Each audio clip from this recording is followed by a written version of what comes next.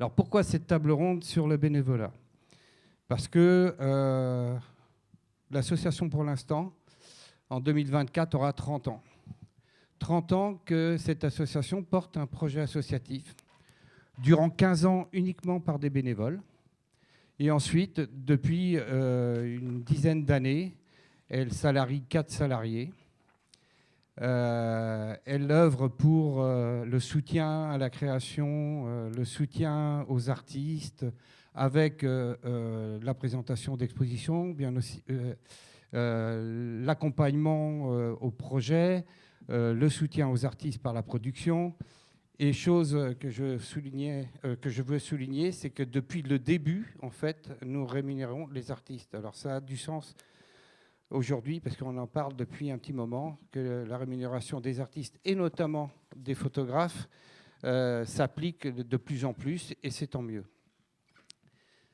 Les rencontres, c'est soutenu par une équipe de bénévoles qui, tous les ans, travaille pour mettre en place cette manifestation avec une équipe de 25 bénévoles, pardon, j'allais dire salariés, peut-être, voilà, une histoire de rapprochement, mais qui correspond à peu près à 1500 à 2000 heures par an de travail. Donc on a voulu...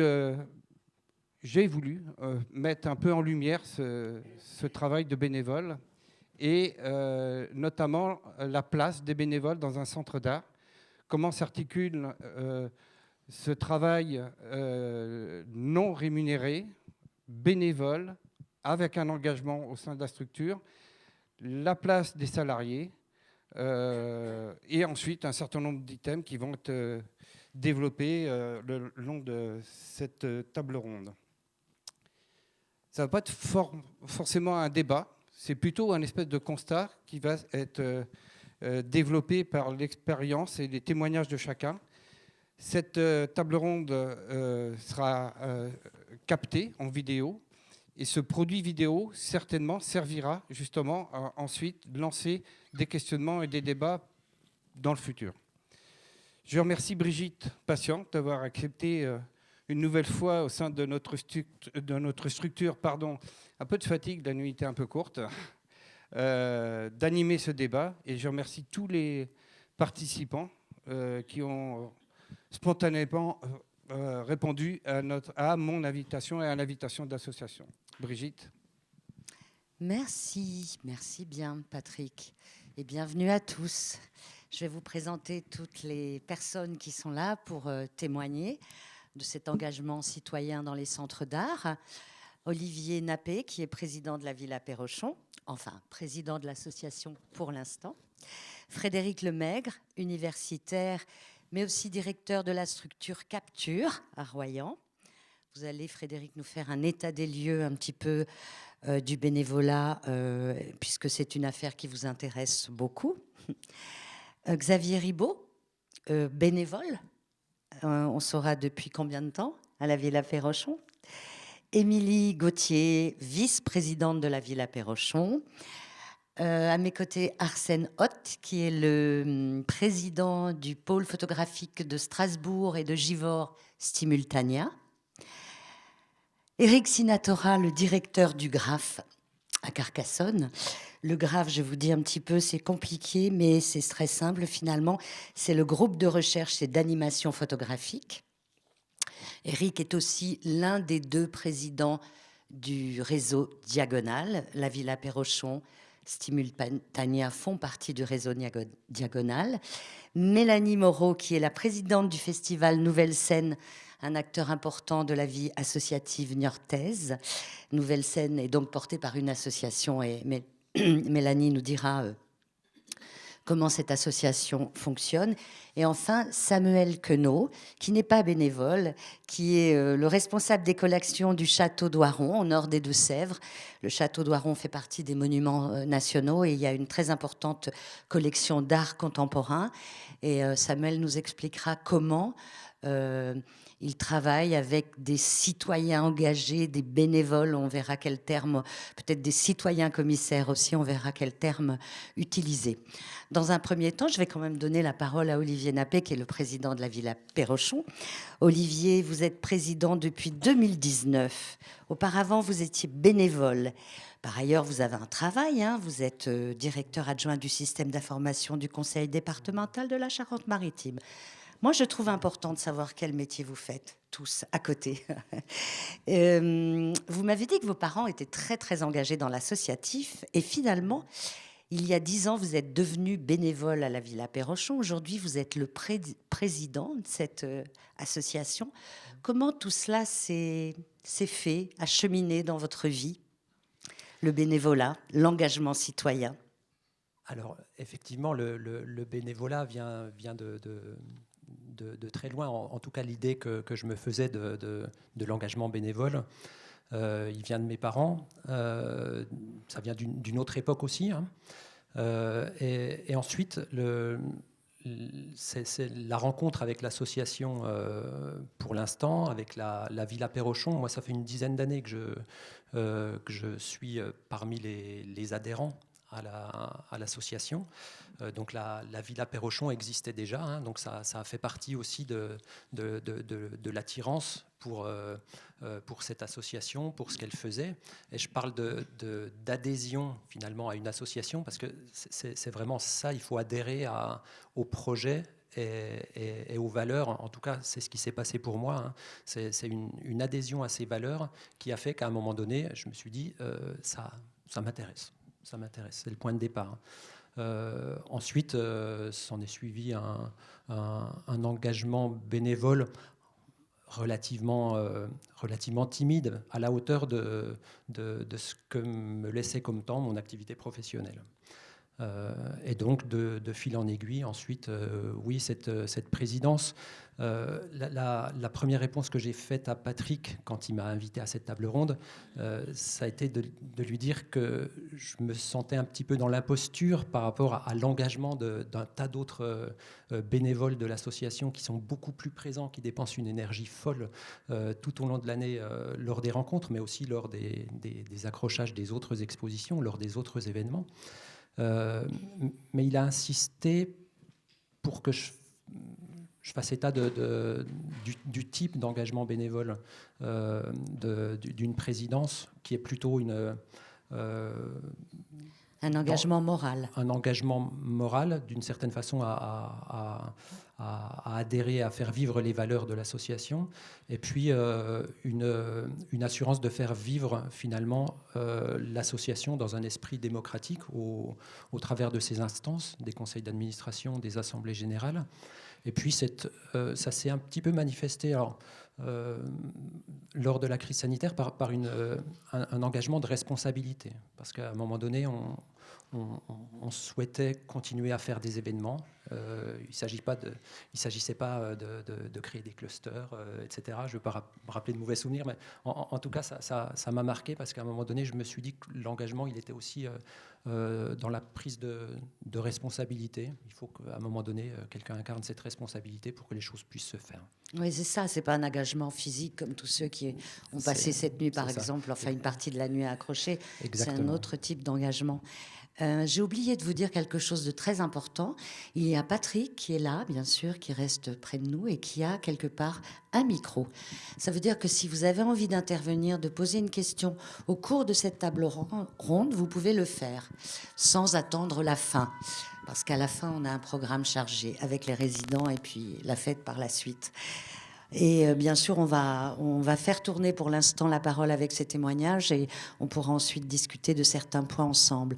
Je vais vous donner la parole, Frédéric Lemaigre, puisque vous connaissez bien la vie associative, vous réfléchissez beaucoup à ces affaires-là en tant qu'universitaire. Et donc, je vous laisse nous faire une sorte d'état des lieux. Oui, si on peut mettre juste la petite diapo. Oui, vous m'avez proposé de faire une petite introduction, brève introduction. C'est pas un cours, hein, je le rassure. Je fais 3 heures d'habitude de cours, sans pause. On n'a pas 3 Donc là, heures. vous m'avez accordé 10 minutes maximum. Et effectivement, alors déjà, la différence entre une association comme l'association pour l'instant et une entreprise, c'est effectivement que peuvent prendre part les bénévoles. Contrairement à une entreprise, s'il y a des bénévoles dans une entreprise, c'est du travail dissimulé. C'est-à-dire c'est pénalement condamnable. Donc c'est quand même déjà une grande différence parce que souvent on associe, et les collectivités, les associations à des entreprises, les questionnent sur le modèle économique. La spécificité d'une association, c'est que justement, ça n'est pas finalement une entreprise, une SARL, une SA. Ça, je tenais à le préciser. Alors, donc effectivement, sur la place du citoyen. Alors déjà, le citoyen, ça limite un petit peu. On est citoyen à partir de 18 ans. Donc évidemment, heureusement qu'en tant que bénévole, on peut aussi être un enfant, être un adolescent et participer aussi à la vie culturelle d'un lieu. Alors je voulais aborder déjà la première des choses, c'est la question du centre d'art. Donc voilà, j'aborde un peu les choses de manière sémantique. Et à partir du moment où, pour moi, il y a des interactions entre les personnes, et c'est le cas des bénévoles, puisqu'ils viennent prendre part et participer à la vie de ce centre d'art, contrairement à des structures figées ou à des galeries d'art, on peut dire que déjà, est-ce que ce n'est pas plutôt un lieu de culture au pluriel? Et je voulais justement parler beaucoup de la question culturelle et culture, et pas simplement de la dimension artistique, sachant qu'on résume bien souvent la question culturelle à la somme des disciplines artistiques, et c'est là où je viendrai, et toute mon intervention sera sous l'égide des droits culturels, peut-être que vous avez entendu parler, mais ce sera justement l'occasion de réexpliquer un petit peu les différences entre culture, art, économie créative, éducation populaire rapidement. En gros, j'ai préparé une petite intervention qui est une sorte de cartographie. Vous allez le voir, ce sera dans la suite, dans la deuxième petite diapositive. Donc voilà, je voulais donner ce contexte qui a changé. Après le confinement, effectivement, on s'est rendu compte que de l'art, finalement, on pouvait toujours y avoir accès. Hein, c'est la question de la démocratisation culturelle, ça fait qui est bien connu depuis les années 80. C'était quoi la démocratisation culturelle? C'était accéder finalement aux œuvres, aux grandes œuvres de l'humanité. C'est Malraux, ça. Hein. Et puis Jack Lang, ensuite, c'est que tout le monde puisse accéder. Alors on disait la culture qui est une mauvaise terminologie. C'est quelque chose d'assez descendant, comme vous voyez. Hein. On imagine bien qu'il y a une culture un peu officielle et on va dans certains lieux apporter cette culture par rapport à des personnes qui en seraient déniées. Donc c'est comme s'il y avait un peu des zones blanches, comme il y a des zones téléphoniques où il n'y a pas de réseau, et il y aurait des endroits où il n'y aurait pas de culture. Et c'est ce que je veux dire, en fait, c'est pas comme ça que cela fonctionne. Et en ce sens-là, le référentiel de droit culturel est particulièrement intéressant parce qu'il est plutôt ascendant. Il considère que toute personne, et notamment les bénévoles, à égalité, sont porteurs d'une certaine culture. Je peux vous poser une question? Oui. Le référentiel des droits culturels, qu'est-ce que c'est? Et ben justement, on y va, si vous voulez, la deuxième diapo. Donc j'ai préparé une petite carte qui est plaquée sur la carte finalement de Lewis Carroll, La chasse aux snarks. En fait, c'est une carte au départ qui n'a aucune indication ni des terres ni des mers. C'est une carte un peu absurde puisque normalement une carte c'est fait pour se repérer et là il n'y a rien. Ça veut dire que c'est le cheminement des personnes qui vont créer finalement l'histoire.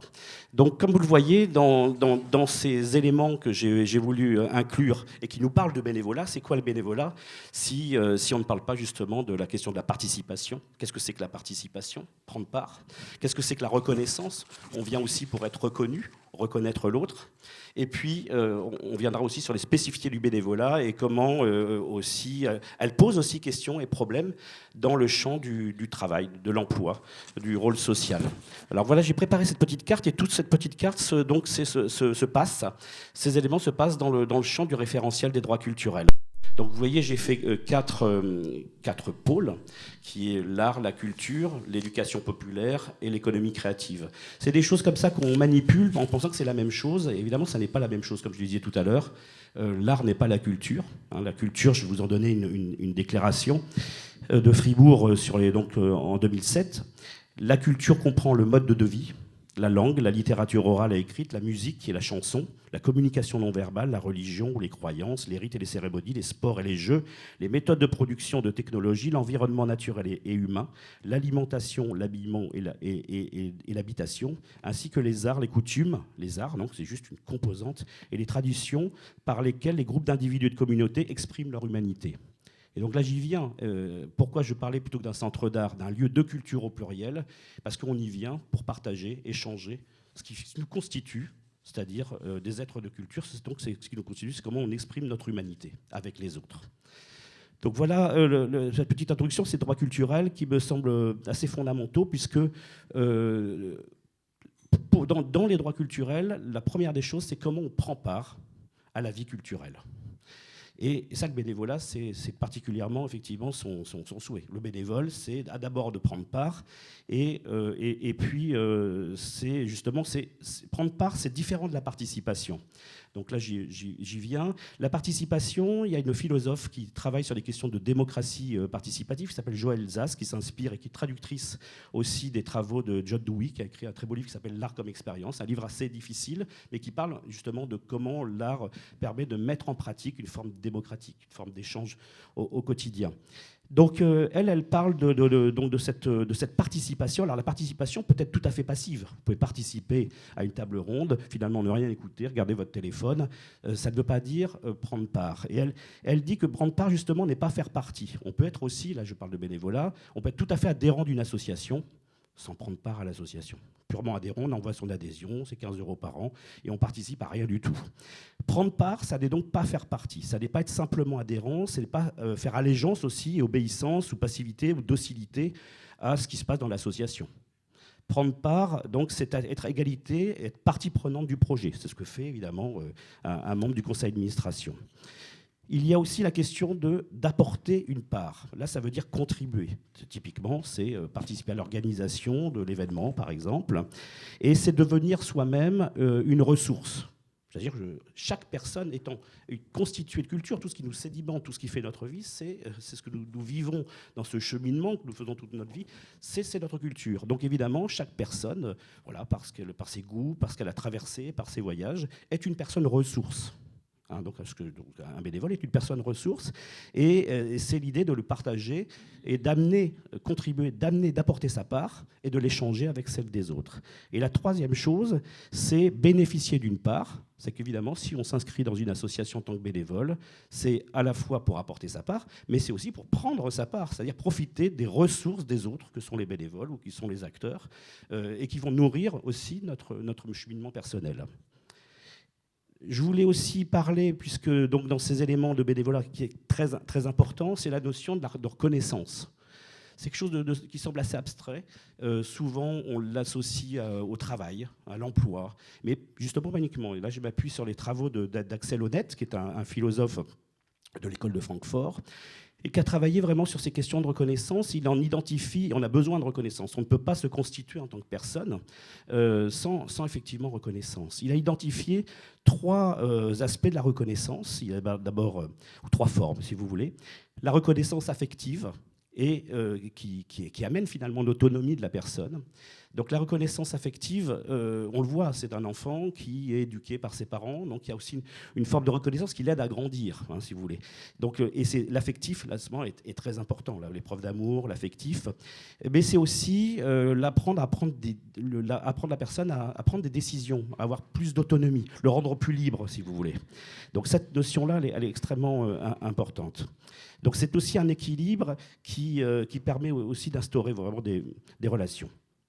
Il y a la reconnaissance juridique et le statut social. Donc là, typiquement, c'est aussi le métier. C'est comment on reconnaît un statut social et professionnel à la personne. Vous avez indiqué votre métier tout à l'heure en bénévole. Donc il y a aussi, évidemment, un apport aussi et une reconnaissance vis-à-vis de votre métier. Et c'est ce qui fait qu'on est respecté, valorisé pour ce statut dans la société qui est associé à votre personne. Et puis, il y a la reconnaissance de l'estime de soi. C'est ça qui peut se constituer aussi au sein d'une association. Le fait de prendre part à une association, c'est développer souvent une estime de soi qui peut être en berne et sans estime de soi. On voit bien qu'il y a de grandes difficultés à vivre en société. Il y a des risques de repli, c'est-à-dire vouloir vivre aussi ensemble avec les autres. Donc, c'est une appartenance, en fait, l'estime de soi aussi à une communauté de valeurs. Quand on s'inscrit à une association, si on vient pour l'instant, c'est parce qu'on s'intéresse à la photographie, parce qu'on s'intéresse à cette part impliquée qui est dans la ville, parce qu'on a envie de rencontrer des artistes ou des photographes qui viennent d'ailleurs. Donc il y a aussi cette question d'appartenance aussi à des valeurs communes. Très bien. Et puis, oui, puis je Non. peux finir sur le bénévolat, plus spécifiquement, si vous voulez, toujours dans le cadre, j'essaye de faire court, toujours dans le cadre du référentiel des droits culturels. Le bénévolat, c'est avant tout une volonté de contribuer à la réussite d'un projet, et sans contrepartie financière. C'est ça, le bénévolat. C'est donc prendre part à la vie culturelle. Donc là, on est vraiment dans le référentiel des droits culturels. Et c'est une manière aussi d'exprimer son humanité. C'est-à-dire aussi, qu'est-ce que c'est que l'humanité ? C'est aussi qu'est-ce qui donne sens et valeur à son existence. Et c'est exprimer, évidemment, ce que je disais tout à l'heure, son vouloir vivre ensemble avec les autres. Alors, il y a deux manières de prendre des responsabilités dans la gouvernance d'une association. Hein, donc, c'est effectivement participer apparemment à son conseil d'administration, participer à la gestion de l'association, mais c'est aussi prendre part à la réalisation d'un événement. Voilà, c'est deux façons, en tout cas, d'amener son bénévolat. Le bénévole, pour ça, doit être considéré comme une personne libre et digne, et c'est ce qui vraiment le caractérise aussi sa participation. Alors, je voudrais prendre un exemple, parce qu'il y a parfois, évidemment, des difficultés à rentrer dans ce référentiel des droits culturels. Je prends typiquement un bénévole qui, dans une zone rurale, va monter un chapiteau, il est agriculteur dans le coin, etc. Appelons-le Roger. Roger est bénévole. Il trouve très très bien qu'il y a un chapiteau qui va se monter, qu'il y a un spectacle. Il va donner un coup de main, gratuitement. Et puis finalement, quand le directeur du festival va inviter Roger à venir à la manifestation, typiquement, et ça arrive très souvent, il va dire « c'est pas pour moi ». Non, je suis content d'avoir fait, je vous donne un coup de main, mais c'est pas pour moi. Et là, on voit que justement, il y a un travail sur les droits culturels à mener. C'est que là, il ne prend pas finalement part à la vie culturelle. C'est quelque chose. Donc, il est heureux que cet événement ait lieu. Il y met une partie de sa contribution, mais finalement, ce spectacle, cette dimension artistique n'est pas pour lui. Et c'est là qu'il y a un travail d'interaction avec d'autres bénévoles pour finalement que cette personne goûte à quelque chose qu'il n'a pas eu l'habitude ou pour qu'il pense que ce n'est pas pour lui. C'est cette notion en culture qu'on appelle attachement-arrachement. C'est-à-dire qu'on est tous attachés à l'expression de notre culture. Et c'est une bonne chose. Hein. Mais il y a aussi cette notion d'arrachement, c'est-à-dire pour s'arracher pour aller vers la culture de l'autre, vers l'altérité, et mettre au commun quelque chose qui nous aide à cheminer. Voilà. Et sur les vigilances, je conclus là-dessus, à accorder. Donc c'était une des vigilances, c'est-à-dire toujours, c'est pas suffisant d'avoir des bénévoles qui viennent donner des coups de main, mais c'est une chose que cette personne soit libre dans ce qu'elle fait, elle s'exprime, mais c'est aussi une chose qu'elle soit plus libre encore, hein, et plus digne. Donc cette notion de dignité est importante. Et donc dans la mise en garde, c'est, je le disais, c'est le rapport au travail. On voit venir, il y a quelques années, quand vous étiez bénévole dans une association, alors par exemple vous étiez au RSA ou chômeur, vous pouviez finalement être radié. Parce qu'on considérait que vous ne mettiez pas tout votre temps à la recherche d'emploi. Donc ça veut dire que tout le monde ne pouvait pas être bénévole d'une association. Ce qui est quand même assez grave. Et ces choses ont changé, puisque maintenant, c'est le contraire. Il y a des expérimentations en France où on oblige des personnes au RSA à faire du bénévolat. Donc vous voyez tout le travail qui... Là, c'est imposé, c'est-à-dire sinon vous perdez votre RSA. Voilà, c'était juste une problématique que je souhaitais poser, c'est qu'il y a aussi des rivalités, il y a aussi des questions à poser dans les formes de bénévolat d'un point de vue politique et social. Voilà. Merci Frédéric. Tout à l'heure, vous reviendrez pour nous parler de capture, d'accord, avec les expérimentations ou les aventures que vous vivez avec capture. Xavier, je suis Xavier Ribaud, donc professeur d'art plastique par ailleurs dans une autre vie, c'est cela ? Je suppose que vous êtes pas mal reconnu dans tout ce que Frédéric a évoqué. Ah oui, c'est tout à fait. Alors, juste préciser que depuis quelques années, donc vous êtes bénévole à la Villa Perrochon, mais vous faites un travail de capture, de témoignages de bénévoles, et vous écrivez aussi sur votre propre vécu de bénévole. Vous écrivez et vous avez enregistré des témoignages. Oui. Et pourquoi ? Ah, parce que tout était dit là. C'est vrai que contrairement à Frédéric, moi, ce qui me soucie, c'est d'aller dans les, derrière toute cette théorie sur le terrain. Qu'est-ce que ça donne exactement ? C'est-à-dire que quand on parle de passion, qu'est-ce que ça veut dire ? Quand on parle d'amitié, qu'est-ce que ça veut dire ? Quand on parle de valeurs partagées, qu'est-ce que ça veut dire ? Et là, je recueille effectivement des choses tout à fait intéressantes qui feront, je ne sais pas quel objet, mais je les recueille parce que, en fait, je suis bénévole, mais je suis aussi secrétaire de l'association pour l'instant. Ah, j'ai oublié de le dire, pardonnez-moi. Ah oui. Xavier, mon Dieu, secrétaire noté, du hein, CA de la j'espère. Villa Bon, Perrochon. voilà. Depuis 2012. En fait, j'étais enseignant d'art plastique. J'ai connu l'association parce qu'il y avait un stock de photos, enfin un fonds photographique considérable, et j'ai toujours illustré mes cours avec des vraies œuvres. Donc forcément, j'ai sauté sur cette occasion. Et puis je suis rentré, donc ça a démarré 2006-2007, et en 2012, je suis rentré dans l'association comme secrétaire. Voilà. J'ai arrêté d'enseigner en 2017, ce qui fait que maintenant je fais toutes sortes de choses dans l'association. Bref, la question c'était pourquoi ? C'était pourquoi et comment et quand? Pourquoi quoi déjà ? Non, mais pourquoi avoir... Alors, ou alors vous pourquoi vous l'écriture ? témoignez autour de votre bénévolat, mais surtout pourquoi vous avez recueilli ces paroles autour de l'engagement dans la Villa Perrochon, et qu'est-ce qui vous intéresse là-dedans et qu'est-ce qui peut intéresser plus tard quelqu'un qui se plongera dans vos écrits? Qu'est-ce qu'il y trouvera? Qu'est-ce que vous voulez nous dire? Non, ce qui est formidable, c'est que dans vos questions, il y a les réponses. J'adore. Et c'est vrai qu'effectivement, non, mais c'est ça qui me motive. C'est-à-dire que je crois que c'est Sylviane, la présidente, Avant Olivier, Sylviane qui est là. Qui, juste un petit peu avant le confinement, disait c'est notre histoire, il faudrait l'écrire. Et en fait, le confinement nous a curieusement laissé beaucoup de temps. Et j'ai démarré ce travail avec en plus en arrière-fond l'idée que peut-être je quitterais Niort un jour suite à ma séparation à ce moment-là. Et nous partagions effectivement certaines valeurs, et il y avait un certain enthousiasme, et ça a commencé comme ça, avec ce goût pour l'écriture que j'ai, bien sûr, et surtout cette idée d'aller vraiment au plus près de ce que j'ai pu faire en tant que bénévole. Donc j'ai rédigé dans le désordre, comme ça me venait au fur et à mesure, ce que j'ai appelé des mémoires d'un bénévole, donc avec plutôt des anecdotes, essayer de ne pas trop théoriser, parce que un écrivain, il faut aussi qu'à un moment donné, il raconte sur le terrain, avec des exemples, collés à la réalité de la chose, de ce qui se fait avec des événements.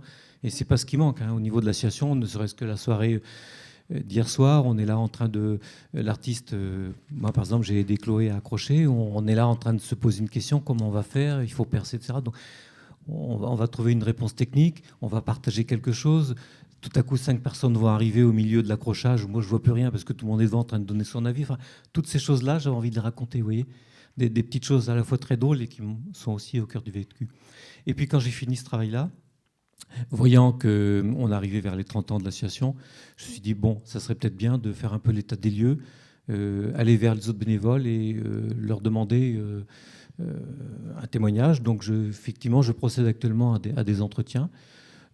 Pour ceux qui ne veulent pas écrire, et puis je retranscris, et après l'idée c'est que le texte, il ne m'appartient pas, c'est vraiment la personne avec qui j'ai eu l'entretien, qui relit, qui corrige, qui abonde, mais ça ne m'appartient pas en quelque sorte. J'aide, j'accompagne, et j'espère bien, là j'en ai une dizaine, et j'espère bien qu'il y en aura d'autres qui vont se manifester, qui auront un peu de temps. Et l'idée c'est effectivement d'avoir une mémoire, parce qu'en fait il y a une certaine complexité, mais dans le bon sens du terme, pas compliqué, complexité, il se passe beaucoup de choses. Ça va de la passion, du plaisir effectivement de découvrir de la photo, et par exemple Jacques me disait, mais le fait de sortir une photo, là d'être tout seul face à une photo qui est emballée, c'est un événement, enfin c'est quelque chose de précieux, presque comme une icône religieuse, je sais pas moi, on peut l'appeler comme on veut, vous voyez. Et la saveur principale de tous ces entretiens, si on pouvait les essorer et garder juste l'essence, ça serait quoi? Ça serait le partage. On est bénévole pour partager, pour apprendre, pour tout ce que disait Frédéric. Ah oui, il y a absolument toutes ces choses-là, c'est clair. Effectivement, il y a même une personne qui me disait, mais moi, ça, socialement, ça me sort. Et ça, tu l'as dit tout de suite. Effectivement, il y a aussi, je ne m'attendais pas à cela. C'est-à-dire que l'association apporte à une personne cette possibilité de sortir d'elle-même, tout effectivement en vivant de la photographie, parce qu'il y a quand même la passion pour la photographie. Mais ça peut être un approfondissement de connaissances, découvrir, être au plus près de l'art, et en même temps partager de l'amitié.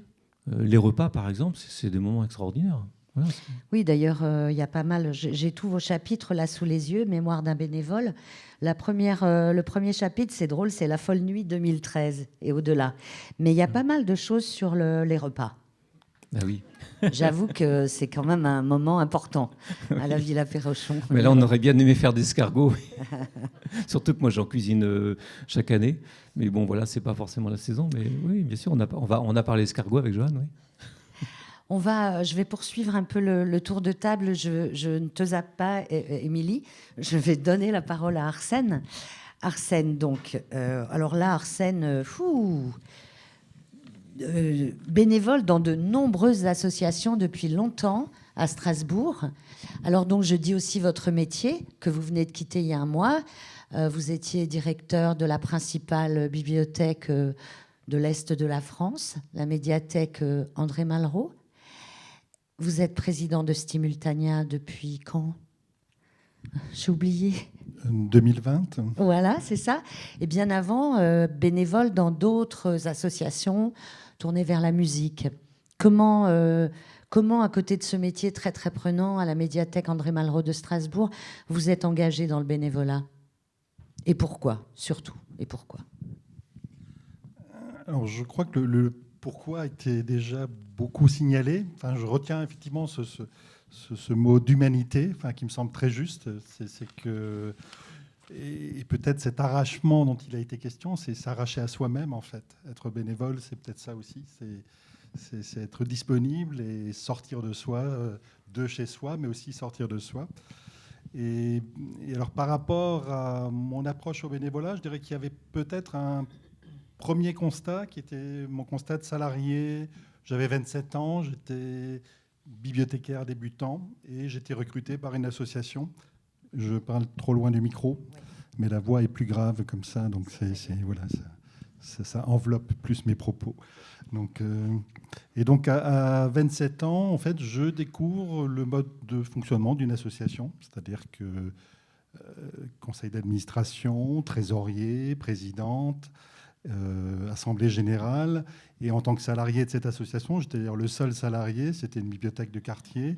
Je produis tous les documents qui après permettent aussi de solliciter des subventions. Et je mémorise et j'intègre un peu tous ces mécanismes et ces règles d'existence en fait, d'une association.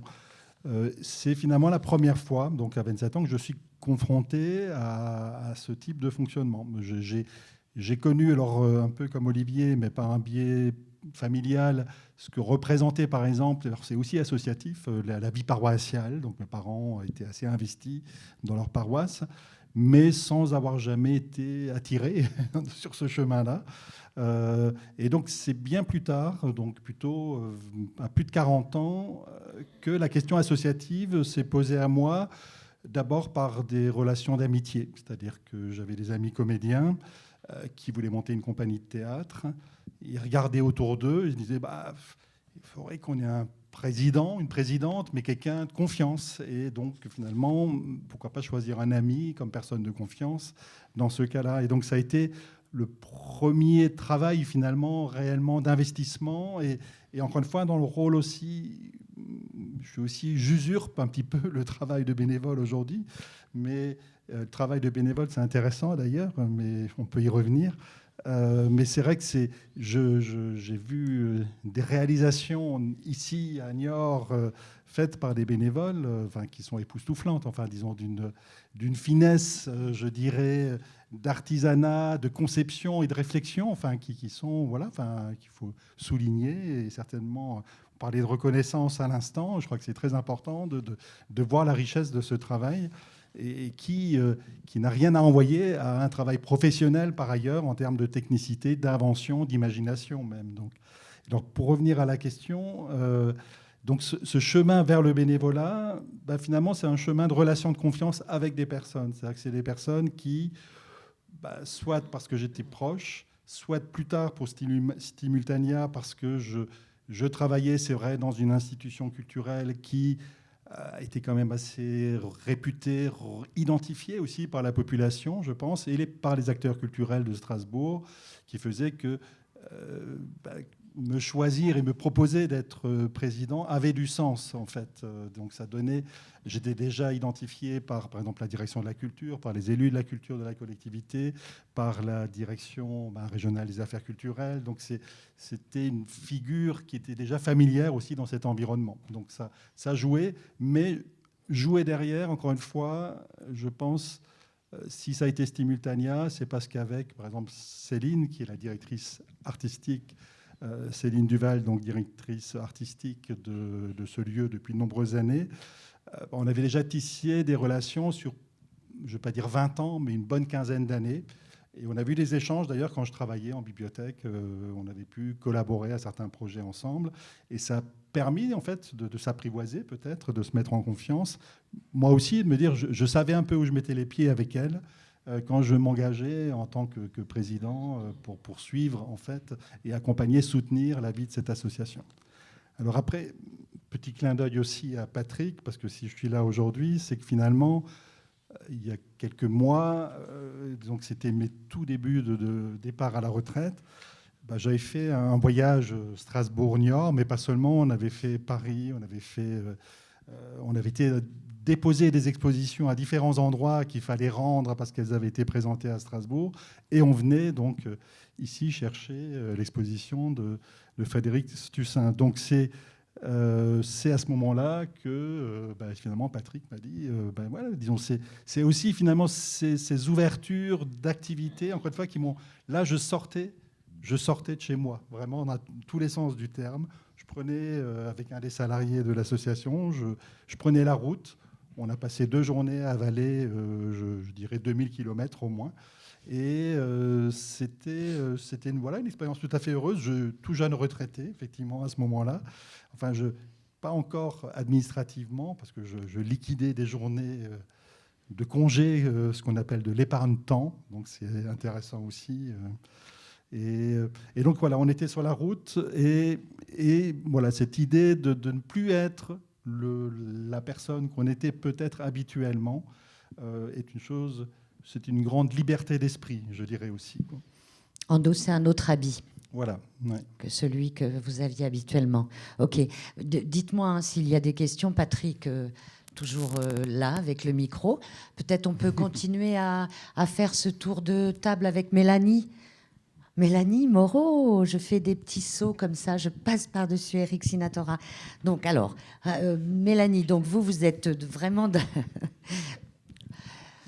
Vous êtes donc la présidente de l'association Nouvelle Scène, et où il n'y a là aucun salarié, uniquement des bénévoles. Oui, tout à fait. C'est une association très importante à Niort, qui a quel âge ? On vient de faire la 14e édition du festival. Alors avant, ça existait un petit peu avant, mais c'était sous une autre formule. Et l'association, elle, a 14 ans. Donc le festival, c'est de la musique ? Oui, festival de musique. Racontez-nous pour nous qui ne sommes pas de Niort. Donc festival de musique actuelle et émergente à Niort. Donc c'est de promouvoir la nouvelle scène artistique. Donc comment vous fonctionnez uniquement avec des bénévoles ?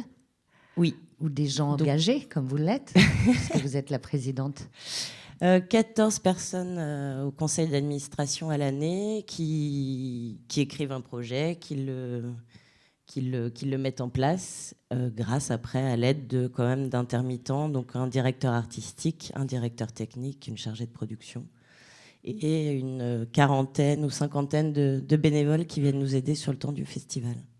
Et a-t-il déjà été question que ces bénévoles se transforment un petit peu comme tout à l'heure Olivier ou Patrick le signalait avec l'association pour l'instant, c'est-à-dire au début que des bénévoles et puis petit à petit qu'il y a un emploi, un CDI par exemple qui apparaissent ? Oui, se pose de plus en plus la question parce que c'est quand même une charge de travail, même si c'est du bénévolat, mais c'est une charge de travail à l'année assez lourde pour les 14 personnes du conseil d'administration.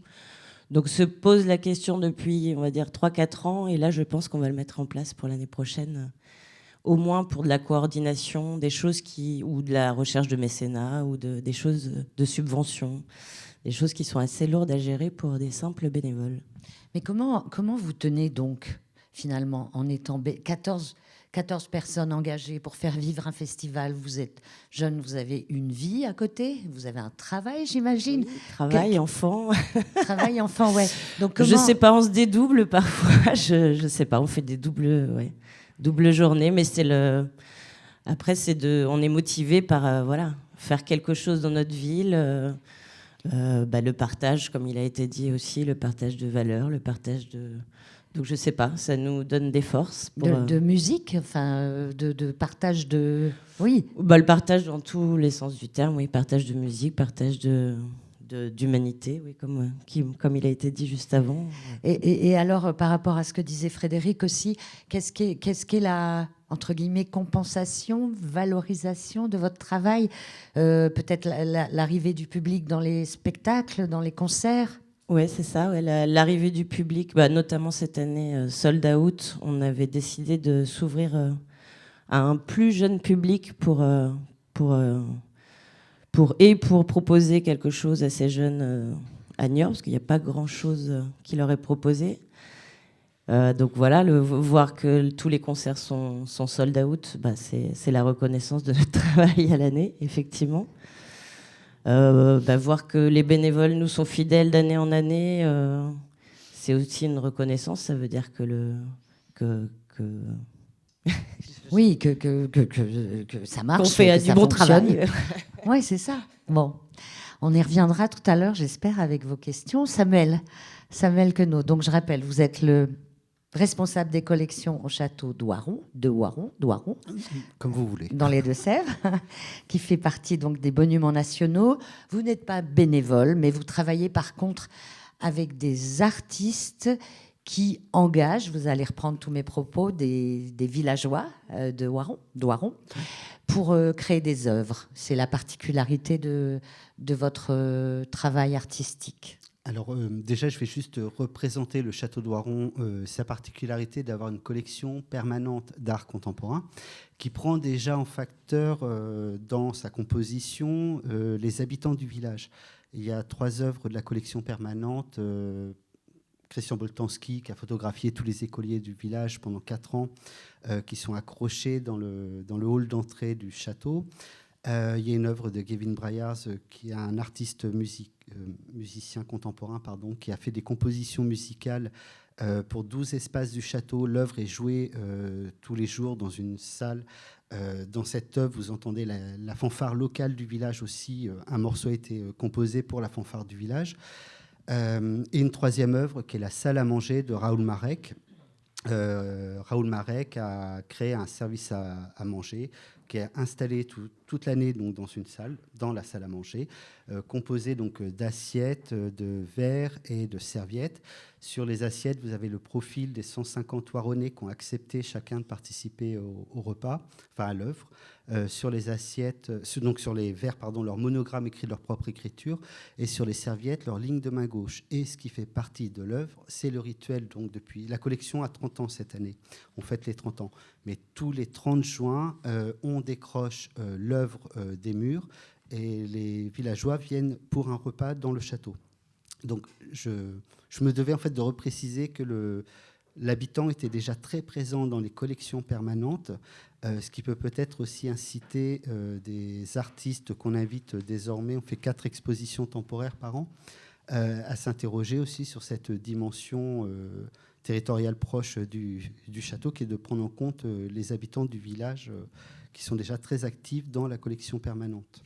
Mais donc, est-ce que, en dehors de ces aspects de la collection permanente, de ces œuvres-là qui sont là, pouvez-vous, par exemple, nous prendre un exemple d'un artiste qui est venu et qui a profité, j'allais dire, non, pas profité, mais qui a travaillé avec les villageois, qui sont devenus peut-être des artistes à leur tour ou des co-commissaires. Par exemple, je pense à ce que vous m'avez raconté à propos de Mohamed Bourouissa, ou un autre. Donc on a 2 exemples. On a fait une invitation à Mohamed Bourouissa il y a 4-5 ans, je ne me souviens plus de la date précisément. 2017. 2017. On a invité Mohamed Bourouissa à faire une exposition au château. Il a fait un tour dans le monument. Il a fait aussi un tour dans le village. Il s'est beaucoup questionné aussi sur ces villages qui disparaissaient, dont les commerces disparaissaient. À Oiron, je lui ai raconté qu'il y a quelques années, il y avait 8-9 bars dans cette petite commune, qu'il y avait un théâtre, qu'il y avait un cinéma. Donc il a été assez sensible en fait, à cette question de disparition. On est revenu au château. Et là, il a un peu pris conscience que le château était déjà bien rempli de cette collection permanente avec plus de 70 artistes contemporains qui sont toujours, tous les jours, présents. Et là, Mohamed a dit, en fait, j'ai un projet, on va faire une exposition, mais pas au château. Donc on invite, nous, un artiste à faire une exposition, mais finalement, il nous dit, il n'y aura pas d'exposition au château. Donc on a mûri un peu le projet avec lui, il a travaillé aussi de son côté.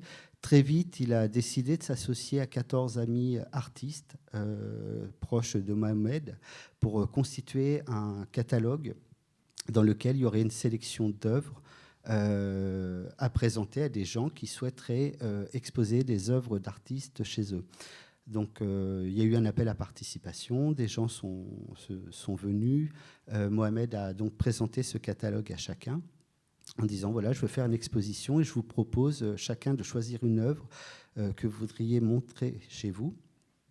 L'exposition a duré 3 semaines, donc ça c'était possible parce que c'était sur un temps court, parce que logistiquement c'est un peu compliqué, et pour les villageois d'être présents tous les jours chez eux à disposition des visiteurs qui venaient découvrir l'exposition. Donc il y a eu cette expérience. Mais par exemple, oui. les villageois, combien il y a de gens dans le village ? Sans les communes associées, au Haron, il y a 850 habitants. Donc tous ne peuvent pas participer à cette aventure. Alors tous ne participent pas, non. Alors il y a déjà une association qui existe qui s'appelle l'Association des Amis d'Oiron, qui est une association qui existe depuis l'ouverture de la collection permanente il y a plus de 30 ans, qui est déjà sensibilisée en fait à la présence de l'art contemporain et à l'animation du monument. Donc cette association répond assez rapidement en fait à tous les appels à participation dans ce type de projet. Est-ce que ça veut dire que dans ce cas-là, vous, Mohamed Bourouissa, l'artiste, et vous-même, vous adressez à des personnes qui sont déjà entre guillemets initiées au monde de à la culture, non, pas que, à l'art contemporain? Alors pas que, justement, c'est ce qui est assez intéressant parce qu'on souhaite ouvrir en fait toutes ces participations. Donc évidemment, l'association a un rôle clé dans la diffusion des informations et dans la participation, mais quand on avait fait par exemple Mohamed Bourouissa, on a fait des appels à participation sur des flyers qui étaient mis un peu partout dans le village et dans les communes associées, justement pour essayer d'élargir au maximum. Ça veut dire aussi que les villageois qui reçoivent dans leur jardin ou dans leur intérieur une œuvre d'art se transforment pas en guide, mais c'est eux-mêmes qui présentent aux touristes ou aux autres visiteurs l'art, enfin l'œuvre. Oui, là, dans ce cas de figure pour Mohamed Bourouissa, en fait, le projet était un peu plus complexe, puisque la communication se faisait comme quoi le château d'Oiron exposait Mohamed Bourouissa. Donc le visiteur qui arrivait au château ne pouvait découvrir qu'un objet que Mohamed Bourouissa avait fait, qui était le seul objet de l'exposition visible dans le château, qui était un bar. Mohamed Bourouissa, sensible à la question de la disparition des bars et de l'espace de convivialité d'échange, s'est dit, le temps de mon exposition à Oiron, on va faire un bar, vous accueillerez les visiteurs au château pour leur dire que finalement, il n'y a rien à voir dans le château me concernant, mais autour de ce bar, en leur offrant un café, un thé, vous leur distribuerez une carte, les invitant à aller parcourir le village pour découvrir ma proposition et celle de mes amis artistes. Donc on remettait la carte, les visiteurs repartaient du château. Donc souvent, alors ça a duré 3 semaines cette expérimentation. Les habitants qui ont choisi des œuvres de Mohamed Bourouissa étaient donc des médiateurs. Ils avaient choisi les œuvres qu'ils souhaitaient avoir chez eux. Donc vous pouviez avoir des photographies installées dans un salon, vous pouviez avoir une sculpture dans un jardin. Et c'est assez drôle parce que, par exemple, moi, je me souviens d'un habitant qui avait choisi une très, très grosse sculpture qui demandait un transport spécial œuvre d'art, Paris-Oiron, où j'arrive en même temps que le camion devant la porte du garage, que j'avais été mesuré avant pour être sûr que l'œuvre rentrait. Et là, on ouvre le camion, on décharge l'œuvre, on installe l'œuvre, et là, la personne me dit « Waouh, qu'est-ce que je vais dire de ça ?» Et je lui dis, c'est pas moi qui l'ai choisi. Et c'est assez drôle parce que du coup, le jour du vernissage, il y a eu énormément de personnes. Et je pense qu'il a mûri, la semaine avant le vernissage, il a mûri cette sculpture dans son jardin. Et il a retenu les gens pendant 1h30 à parler de l'œuvre pendant 1h30. Donc, Oui, si vous voulez, tout à l'heure, on parlera, parce que pendant que vous me parliez, là, je me disais, mais alors, vous m'avez raconté qu'il y avait 10 agents au château, hein, Oui. puisqu'on ne les appelle pas autrement qu'agents, puisque... Alors, on est un établissement Oui. public. Et je me demandais justement le rapport entre ces agents, dont vous-même, et les bénévoles ou les villageois. Comment ça se passe? Peut-être on peut en parler d'une façon générale. Alors, Ouais. je peux aussi vous dire, par exemple, l'exemple de la salle à manger. Je vous ai parlé tout à l'heure de la salle à manger. Toutes les œuvres de la collection permanente, à 95%, sont inventoriées au CNAP, Centre national des arts plastiques. Donc moi, mon travail en tant que responsable des collections, c'est de m'assurer que la collection se porte au mieux, de programmer des interventions de restauration, de conservation préventive, ce genre de choses, ou tout ce qui concerne les mouvements d'œuvre. Autour de cette œuvre, donc, les gens viennent dîner dans leurs assiettes. C'est une œuvre inventoriée, mais on décroche les assiettes, on décroche les verres. Les gens viennent dans le château et utilisent vraiment les verres et les assiettes. Il y a une association qui existe, donc il y a encore une autre association, là, qui est les usagers de l'œuvre de Raoul Marek, qui s'est constituée dès le début de la création de l'œuvre, où les gens viennent... alors, je considère que je me mets à leur disposition, mais c'est moi qui monte en haut de l'échafaudage pour aller chercher les assiettes. Mais les gens participent, prennent les assiettes, vont les mettre en place, choisissent le traiteur. Il y a tout un protocole en fait, autour de l'œuvre où l'artiste a décidé que l'œuvre ne pouvait être décrochée que le 30 juin au matin pour le repas qui était le soir, le 30 juin au soir, et qu'elle devrait être réaccrochée le lendemain matin, donc le 1er juillet. C'est un peu la folle nuit du château d'Oiron. C'est la folle nuit du château d'Oiron. Ouais. Donc, Okay. Nos rapports sont très proches justement entre équipe du château et les différentes associations ou bénévoles qui interviennent. On pourra en reparler tout à l'heure de ce lien entre bénévoles et salariés. Avant de donner la parole à Eric, à Arsène, juste un truc un mot autour de agent. Alors pourquoi, oui, compléter le propos, effectivement, je prends l'exemple des bibliothèques, on va dire départementales et communales. Ce sont des réseaux de bibliothèques qui fonctionnent essentiellement avec des bénévoles. Parfois, il n'y a que des bénévoles pour ouvrir ces établissements. Parfois, il y a un salarié pour 10 ou 20 bénévoles qui assurent et permettent cette ouverture qui peut être de 10, 15, 20 heures par semaine. Mais donc, on a justement cette relation entre un agent de la fonction publique territoriale qui travaille dans les communes et un réseau de bénévoles qui assure une continuité de service auprès des habitants d'un territoire, d'une commune, de plusieurs communes. Et c'est parfois aussi une cohabitation assez particulière, justement, entre le permanent qui assure sa présence en continu et les personnes qui viennent parfois assurer peut-être juste 2 ou 3 heures par semaine de service, mais qui, à travers leur présence, permettent quand même une ouverture en continu, peut-être au moins 4-5 jours par semaine. Mais est-ce que ça veut dire qu'il n'y a pas de sous pour payer un salarié qui ouvrirait ces 2 heures, enfin qui permettrait que les 2 heures soient pleines? Alors oui, alors ça c'est des questions aussi financières. Hein. C'est clair que s'il n'y avait pas les bénévoles, les communes n'auraient pas les moyens. Là, on parle de communes, 800, parfois même 3000. En général, ces services s'adressent, ce mode de fonctionnement concerne des communes jusqu'à 10 000 habitants. Donc ce ne sont pas que des petites communes. Hein. C'est que il y a des communes quand même assez conséquentes qui fonctionnent sur ce modèle-là, mais qui ont quand même une population significative, qui ont quand même des budgets, des moyens, mais qui n'ont pas toujours les moyens d'assurer un recrutement, parce qu'il faudrait, pour compenser la présence de ces 10 ou 20 bénévoles, il faudrait un nombre de salariés assez conséquent, donc, et ce qui pèserait assez lourdement sur le budget de la commune. Donc il y a des choix, en fait, soit ne pas avoir de bibliothèque ou en avoir une, mais avec un fonctionnement qu'on ne pourrait pas imaginer aujourd'hui sans les bénévoles. Je passe la parole à Eric Sinatora, donc le directeur du GRAPH, groupe de recherche et d'animation photographique. Auparavant, vous étiez, Eric, bénévole. Oui. Pendant combien de temps? 20 ans? Non.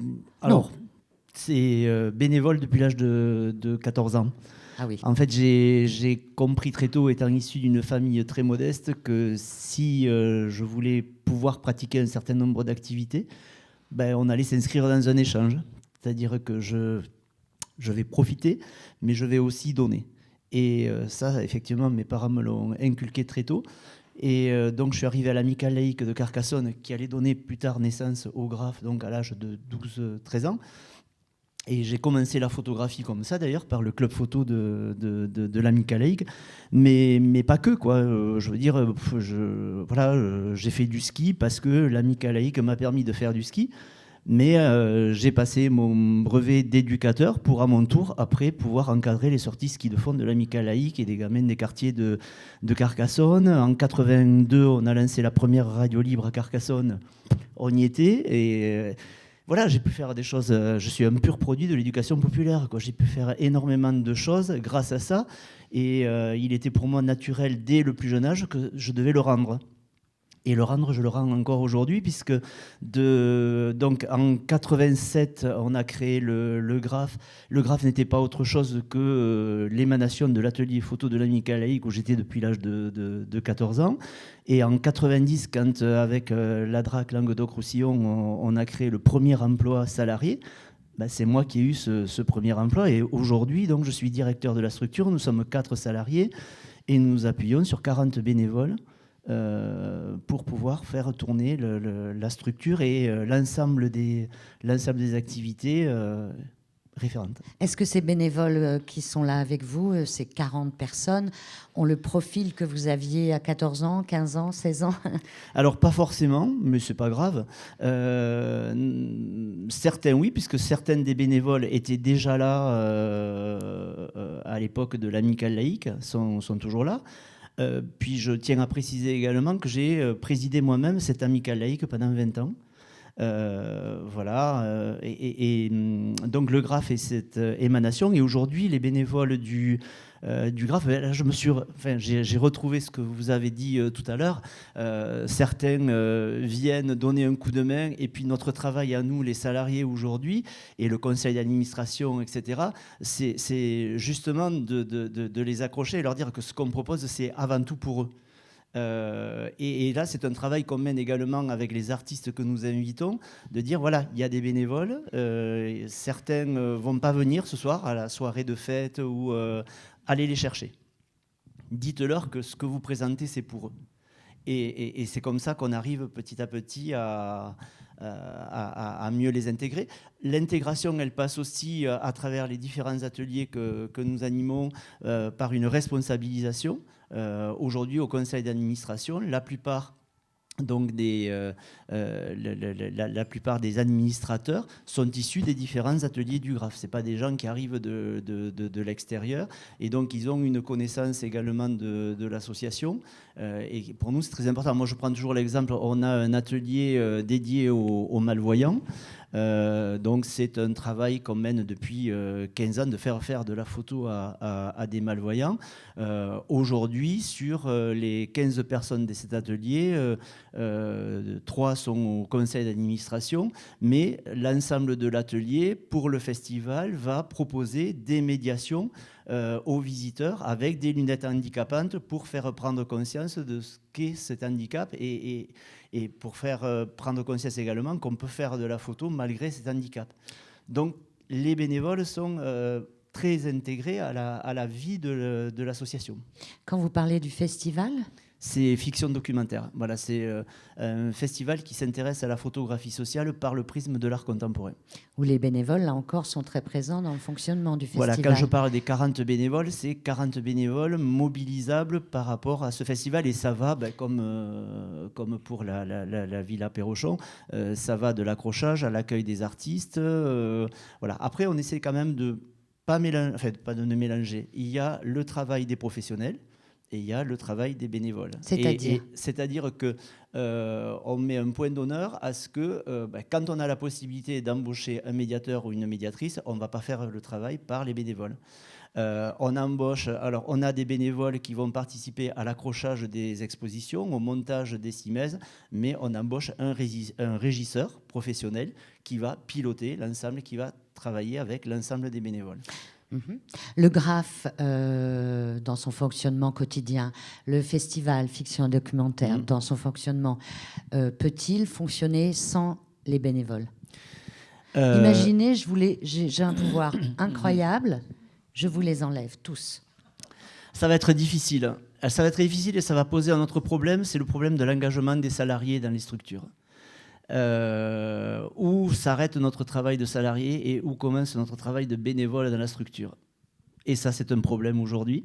Un problème par rapport à des conseils d'administration qui sont constitués de bénévoles. En fait, nous sommes les salariés, nous dépendons d'une assemblée générale qui élit un conseil d'administration, qui élit un bureau, qui sont nos employeurs.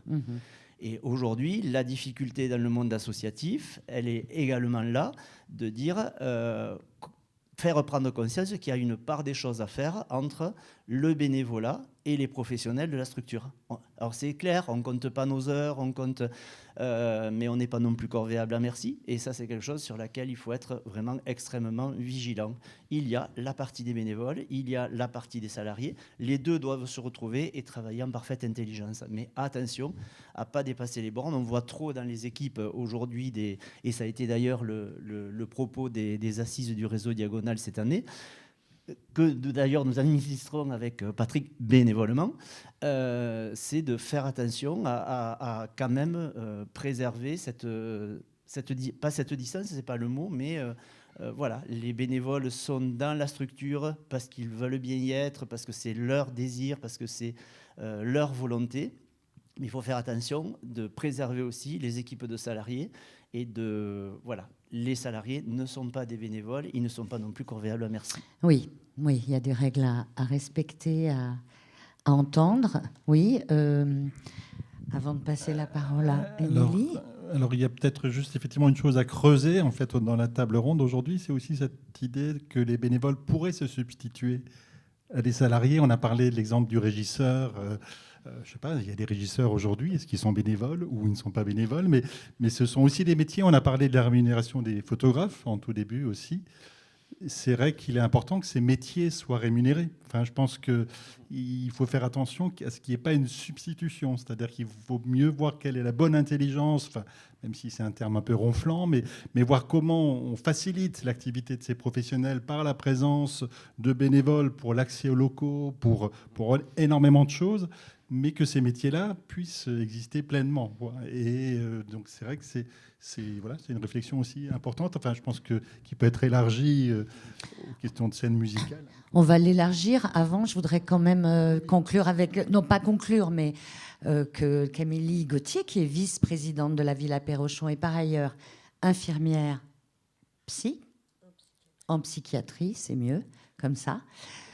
J'aimerais bien entendre votre voix, Émilie, par rapport à votre engagement de... Ouais. Ah oui. Quelle famille de confiance. Ouais. Ah oui, c'était quoi la question? La question était, quel est cet engagement? Vice-présidente à la Villa Perrochon, j'ai cru un jour, en parlant avec vous, entendre d'engagement politique. Oui. C'est la première fois que j'entends ce mot, je le prononce moi-même, mais je crois que c'est le vôtre. Oui, je vais le reprendre, d'autant plus que j'étais touchée par le témoignage d'Éric, puisque j'ai entendu une histoire de dette quand même. Enfin, je dois rendre ce que j'ai pu recevoir. Moi, j'ai un peu vécu l'inverse, c'est-à-dire que j'ai eu la chance que mes parents puissent m'ouvrir à la culture, faire des études en lien avec ça, des études littéraires, et ensuite choisir un métier qui m'a permis de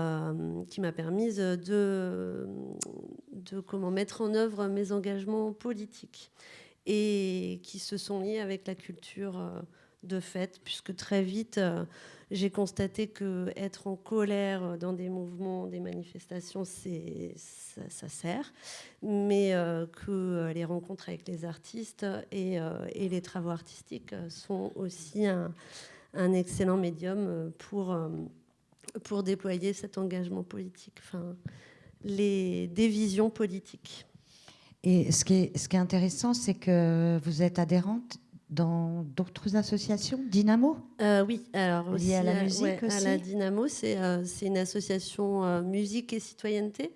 Donc où on organise des choses qui sont tournées vers le citoyen, toujours avec l'idée d'un accès à la culture ou à la citoyenneté, le partage pour tous. Donc on organise des trocs-fringues notamment et des événements musicaux, mais ça peut être aussi du spectacle, plus spectacle vivant.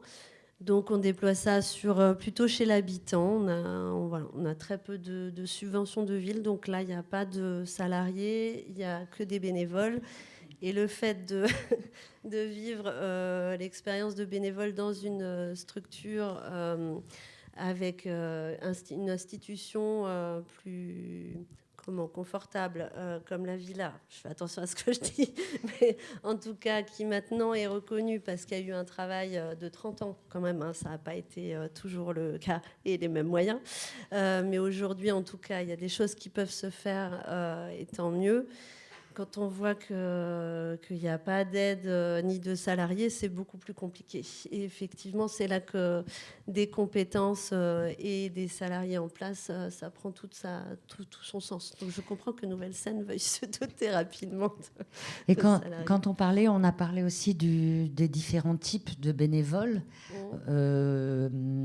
les actifs et les retraités. C'est-à-dire que tu me disais que voilà, en travaillant, on ne pouvait pas s'investir de la même façon que quand on est à la retraite et qu'on a beaucoup de temps. Non, c'est pas pareil. Et d'ailleurs, j'ai pas fait la folle nuit, donc je salue tous ceux qui ont participé à la folle nuit et qui sont pas à ma place là, parce que oui, on s'engage pas pareil. Après.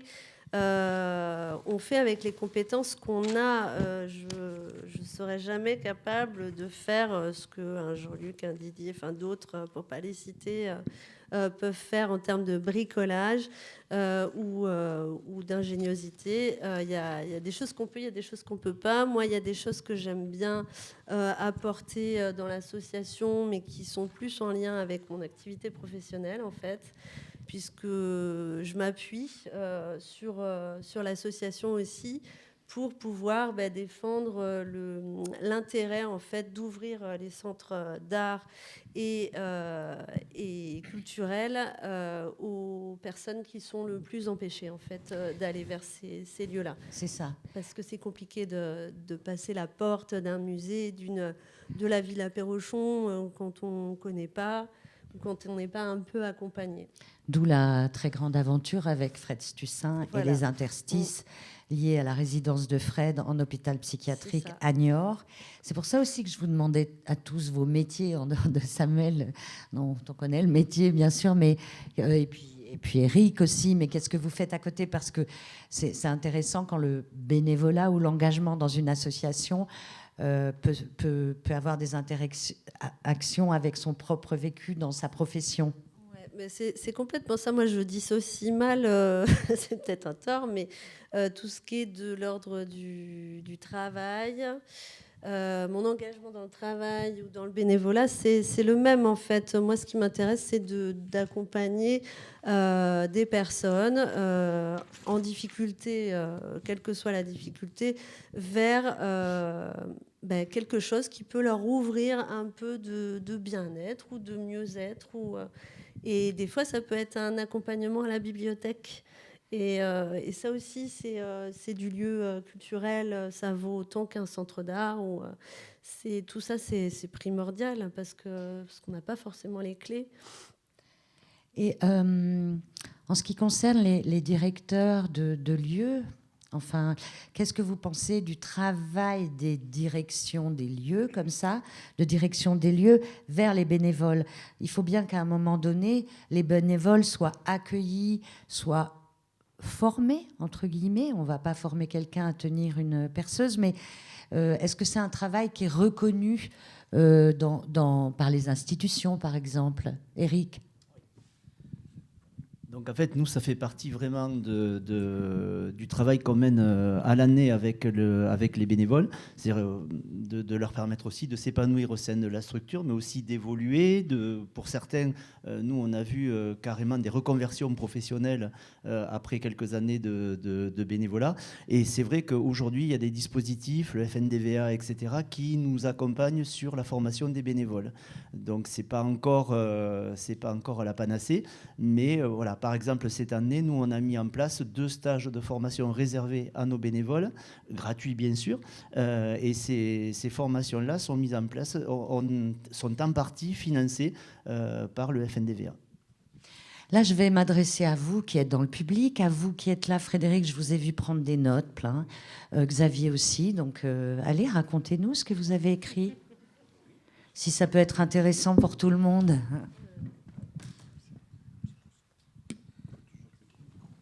Je vais commencer par la dernière, puisque vous avez parlé d'actifs et de retraités. Alors c'est vrai que quand on pense à bénévolat, on pense à retraités, et ça pose fondamentalement la question des différences entre l'activité, l'emploi et le travail. Et on est au cœur avec la réforme de retraite, que beaucoup de personnes n'ont pas bien comprise. Parce qu'en fait, la retraite, c'est quoi? C'est le salaire continué. Donc il n'y a pas d'histoire d'actif et d'inactif. C'est simplement que le retraité, ce qui est formidable, c'est qu'il travaille toujours autant, mais son travail est dissocié de l'emploi. Et l'emploi, c'est ce qui vous donne le salaire. Contrairement aux fonctionnaires qui ont un salaire à vie, un salaire à la qualification, à leur grade, à leur qualification personnelle, vous en parliez tout à l'heure de grade de fonctionnaire, le salaire est lié à votre personne quand vous êtes fonctionnaire. Et quand vous êtes salarié du privé, c'est lié à l'emploi qui est sur un marché de l'emploi qui vous donne le salaire. Donc c'est pas la même chose. Là, il y a une subordination qui est totalement différente. Et quand vous êtes retraité, ce qui est formidable, c'est que effectivement, vous continuez à travailler. Finalement, vous pouvez faire des activités comme avant, mais vous les choisissez. Vous êtes totalement libéré de la question de l'emploi. Et là, on parle de bénévolat.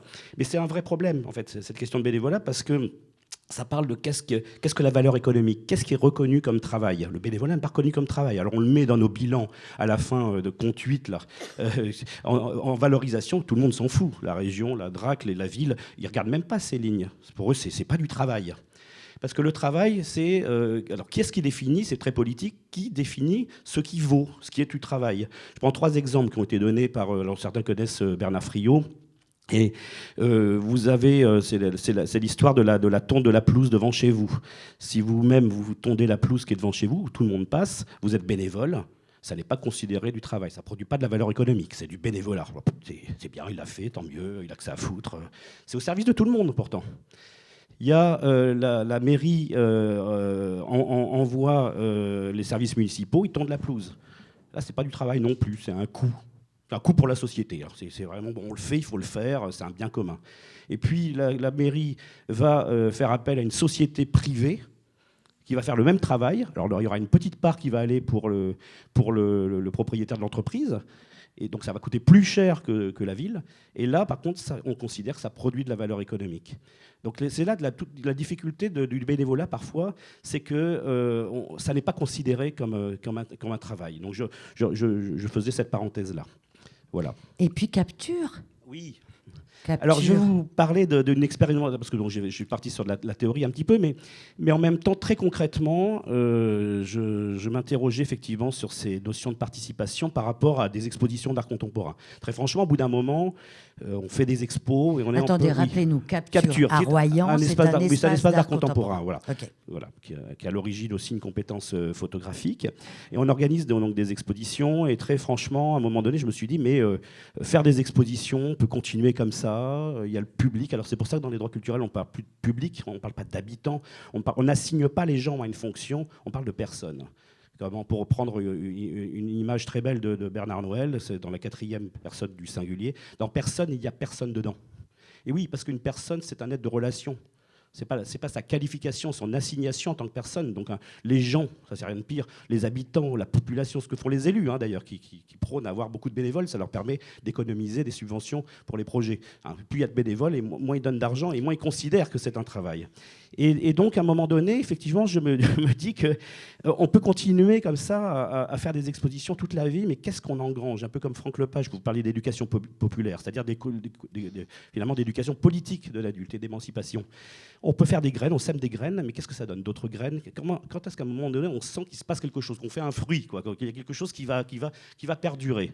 Et donc c'est à partir de ça que j'ai mené mon expérimentation, parce qu'il me semblait que j'étais dans la roue du hamster, que je pouvais commencer à continuer à faire des expos comme je le fais depuis 20 ans, et que ça ne menait pas à grand-chose. Je pourrais toujours en faire, l'une chasse l'autre. Et je me suis interrogé donc sur la question de la relation de qualité. Et donc la question, on appelle en art la médiation. Comment faire en sorte, puisque alors, quand souvent une exposition ne marche pas, c'est un peu comme en politique, quand il y a une loi qui n'est pas bien comprise, qu'il y a de la contestation, on dit qu'il n'y a pas assez de communication ou pas assez de pédagogie. Et nous, en art contemporain, on dit qu'il n'y a pas assez de médiation. Tu vois, les gens sont un peu bêtes, n'ont rien compris, et il faut qu'on fasse plus de médiation. Et là, je me suis dit, c'est complètement absurde. Si les gens ne viennent pas, c'est qu'ils ne se retrouvent pas, et c'est qu'il n'y a pas de relation. Et donc, comment travailler la relation avec les personnes qui viennent comme ça par hasard, qui rentrent? Nous, on est sur le port, donc là, vraiment, il y a des personnes qui rentrent avec leur glace, leur chichi, parfois la première fois qu'ils rentrent dans un centre d'art. Alors comment on va les accueillir et faire en sorte qu'ils ne sont pas justement des consommateurs, hein, et où ils vont vérifier finalement que face à telle œuvre, ils sont en adéquation, donc c'est le j'aime pas, donc ça c'est de l'échec, c'est le degré zéro de l'action culturelle. S'ils rentrent j'aime ou j'aime pas, c'est qu'on n'a pas fait notre métier. Donc comment on va faire pour les accompagner? Alors moi, finalement, je suis parti de personnes qui ne sont pas des professionnels de l'art contemporain, et la première fois, on a embauché avec l'association L'Escale qui est à La Rochelle, des personnes en grande difficulté, sans emploi, parfois sortant de prison, sans abri, etc. Et des personnes en fait qui ne connaissaient strictement rien à l'art contemporain, rien du tout à ce qu'on présentait. Et je me suis dit que c'est justement ça qui était intéressant. Alors là, je m'inspire aussi de quelque chose qui existe déjà, puisque c'est inspiré des mouvements d'éducation populaire, notamment dans la vulgarisation scientifique. Certains connaissent peut-être les expos sciences. C'est-à-dire qu'il y a deux aspects dans les expos sciences. Ce sont des jeunes qui fabriquent, avec les CMEA, avec les petits débrouillards, des projets à caractère scientifique et technique. Donc, par exemple, fabriquer une fusée. Donc, ils apprennent ce que c'est qu'une poussée, une vitesse, une direction, etc. Donc, ils acquièrent des savoirs. Et en même temps, ce qui est formidable, c'est la restitution de ces jeunes lors d'une grande manifestation. Vous avez des jeunes qui ont 9 ans, 10 ans, 8 ans, et qui ont fait l'effort d'acquérir ces savoirs et qui vont le transmettre avec leurs propres mots. Donc quand vous avez un gamin de 8 ans qui vous explique ce que c'est que la gravitation, même si vous êtes un adulte, c'est parfois un peu compliqué, c'est dans un langage plus simple et qui est lui-même vulgarisé. Et donc j'ai utilisé cette même méthode. Donc j'ai pris des personnes qui ne connaissent rien à l'art et qui allaient faire la médiation des expositions avec leur vécu, leur propre vocabulaire. Ça veut dire que tout d'un coup, ça devenait accessible, j'aime pas ce mot, mais à tout le monde. Puisque les personnes disaient, mais je ne vais pas comprendre. Vous savez, les personnes rentrent, oh, ça, qu'est-ce que c'est, je ne comprends rien. Et dire, mais il ne faut pas comprendre, il faut prendre. Et cette personne qui était là, disait, mais écoutez, moi, il y a une semaine, j'en savais pas plus que vous. Mais on va faire un parcours ensemble, et puis ça va rentrer dans la caisse de résonance de la culture de cette personne. Voilà. Et donc c'est comme ça qu'on travaille. Des personnes ont fait un effort et vont le restituer avec leurs propres mots, cet effort, cette envie, ce désir, qui va être partagé avec les visiteurs. Donc voilà une technique un peu inversée de médiation. Alors ça n'empêche pas qu'il y ait des médiations professionnelles de qualité, parce qu'à chaque fois je me fais engueuler. Il y a des médiateurs professionnels, on les forme, on les formés, mais ils vont faire des dossiers, par exemple pour le rectorat, pour les classes, ils vont faire des dossiers pédagogiques, et ça c'est toujours utile évidemment pour préparer les enseignants à des visites scolaires. Mais cette démarche est tout autre, c'est d'abord la relation de qualité entre les personnes qui nous intéresse à ce moment-là. Voilà. Merci beaucoup Xavier. Xavier qui est juste là. C'était pour nous faire part de... J'avais noté deux choses. Quand j'ai entendu parler d'éducation populaire, ça m'a rappelé la période où à l'intérieur de la ville à Pérochon, on avait mis en place les ateliers, avec cette idée que finalement les bénévoles avaient aussi des compétences et ils pouvaient les restituer. Voilà, donc partager cela. Et j'ai pensé, c'est vrai que cette manière de partager n'avait rien à voir avec ce qu'on appelait autrefois les œuvres charitables, les bonnes œuvres. Effectivement, il y a deux sortes de bénévolat dans la vie. Il y a ceux qui font les bonnes œuvres, vous voyez ce que je veux dire, enfin, ça renvoie à quelque chose que je ne connais pas d'ailleurs, enfin, dont on a parlé. Et nous, c'est vrai qu'à l'intérieur de la villa, on est plutôt dans cette idée de partage, de restitution. Et deuxième aspect, la formation des bénévoles. J'entendais parler de la formation des bénévoles. Et dans les entretiens que j'ai eus, plusieurs personnes m'ont fait la remarque suivante. Ils sont rentrés dans l'association en tant que bénévoles à partir du moment où ils ont assisté aux questions d'image, où ils sont devenus connaisseurs. En fait, ils étaient passionnés par la photo, mais tout à coup, être connaisseur, avoir ce cycle de formation, ou de pédagogie, ça leur a permis de coller un peu plus près. Ça, c'est vraiment intéressant. Et moi, personnellement, Franchement, oui, alors je voulais venir aussi sur le terme de naturel. Plusieurs fois, on m'a dit, dans les entretiens, bah, c'est venu naturellement. Et moi, je me suis dit, mais c'est quoi mon côté naturel? Bah, c'est vrai que j'étais enseignant d'art plastique. Je suis issu, moi, je suis né dans un petit village. J'ai grandi dans un petit village où la culture, c'était zéro. Et en fait, l'éducation nationale m'a permis, tout en passant les concours, de sortir mais complètement, culturellement, de mes origines. Et il m'a semblé tout naturel aussi de finalement continuer. C'est-à-dire que voilà, quand j'emmenais des élèves voir des expos, c'était pour les familiariser, un peu comme ce que disait Frédéric. C'est-à-dire que finalement, c'est vrai que quand un élève ramène ses parents voir une expo qu'il a vue, il se passe quelque chose. Donc là, il y a tout un travail. C'est-à-dire qu'on met en route quelque chose. Il y a un côté naturel qui s'actionne. Voilà. Et puis alors, je me posais la question, et la question que je me pose actuellement, c'est l'élitisme. Quelquefois, on parle d'élitisme.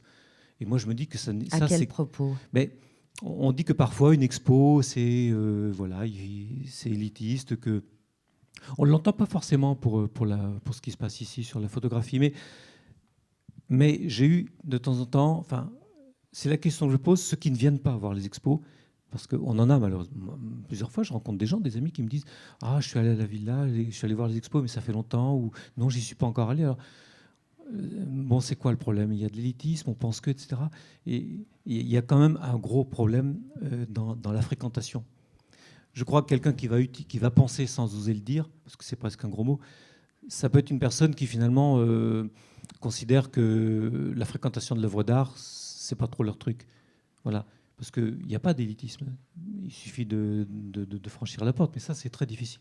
Enfin voilà, là, je m'égare un peu peut-être, mais je voulais parler d'éducation populaire. D'accord. Qui veut maintenant, franchement, voilà, Samuel. Juste après Xavier. Pardon, votre pied, voilà. Par rapport à ça, et aussi tout à l'heure vous disiez que le repas était très important. Je confirme, les repas sont très importants. On a aussi mené une autre expérience. Tout à l'heure, je ne sais plus si c'est toi qui as dit, évidemment, le régisseur doit faire son travail et ça ne peut pas être un travail de bénévole. J'ai cru entendre quelque chose comme ça. Alors, on a fait une expérience, nous, il y a quelques temps aussi, juste avant le confinement, où on avait juste fait un appel à participation aussi, alors assez large, plus large que l'association des Amis d'Oiron, qui était un château, donc le château d'Oiron, plus une collection, la collection du Fonds régional d'art contemporain, égale À vous de jouer. On a lancé des flyers, c'était très énigmatique. Des gens sont venus à une première réunion en se demandant mais c'est quoi en fait? Vous nous convoquez à quoi? On a vu ces flyers, on a vu un château, une collection. Qu'est-ce que vous attendez de nous? Et là, on leur a répondu en fait, on n'attend rien de vous. On vous dit juste qu'il y a un monument, un grand château, qu'il y a de l'art contemporain, il y a une collection d'art contemporain du Fonds régional en Poitou-Charentes. À vous de choisir ce que vous avez envie de faire. Et du coup, avec une personne du FRAC Poitou-Charentes, j'ai accompagné un groupe qu'on appelait après les commissaires citoyens pendant 1 an et demi, où une fois par mois, tous les jeudis, ils venaient. Le repas fait vraiment partie aussi bien du travail fait avec ces bénévoles, mais aussi de la convivialité. Donc autour d'un repas que je faisais au château, on se voyait. Donc c'était du travail, parce qu'ils venaient quand même après, soit leur travail, certains étaient retraités, d'autres étaient actifs, mais ils venaient à partir de 7h du soir jusqu'à minuit. Ça durait 1 an et demi. Pendant ces 1 an et demi, on leur a fait découvrir ce qu'était une réserve de FRAC, comment conserver des œuvres, quelles problématiques on avait dans les lieux quand on exposait des œuvres. Nous, on est un monument historique, est-ce qu'on a le droit de percer tel mur? Et en fait, ces gens ont donc décidé de faire une exposition au bout d'1 an et demi. En fait, nous, on les a juste accompagnés dans leur questionnement. Ils ont choisi les œuvres, ils ont choisi un discours autour de l'exposition, ils ont choisi de faire un cycle de conférences autour de l'exposition, ils ont choisi d'inviter des artistes à faire des ateliers d'art plastique dans des écoles autour de Oiron.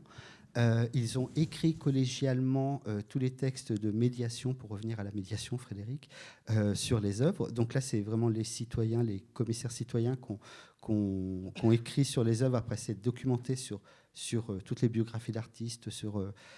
Voilà. Donc c'était un autre exemple en fait, que je souhaitais aborder, qui était aussi un peu un rebondissement sur ce que je venais d'entendre. Avez-vous des questions? Moi, j'en ai une qui est peut-être qui peut vous donner envie d'en poser d'autres derrière, mais je ne sais pas. Est-ce que pour vous qui êtes depuis longtemps à la tête ou dans le fonctionnement des centres d'art, il y a une baisse de participation en tant que bénévole dans ces lieux? Est-ce qu'il y a un vieillissement aussi, j'imagine, de la population des bénévoles? Est-ce qu'il est difficile d'en trouver des nouveaux, de les faire venir? Qui pourrait répondre à cette question? Eric? Patrick?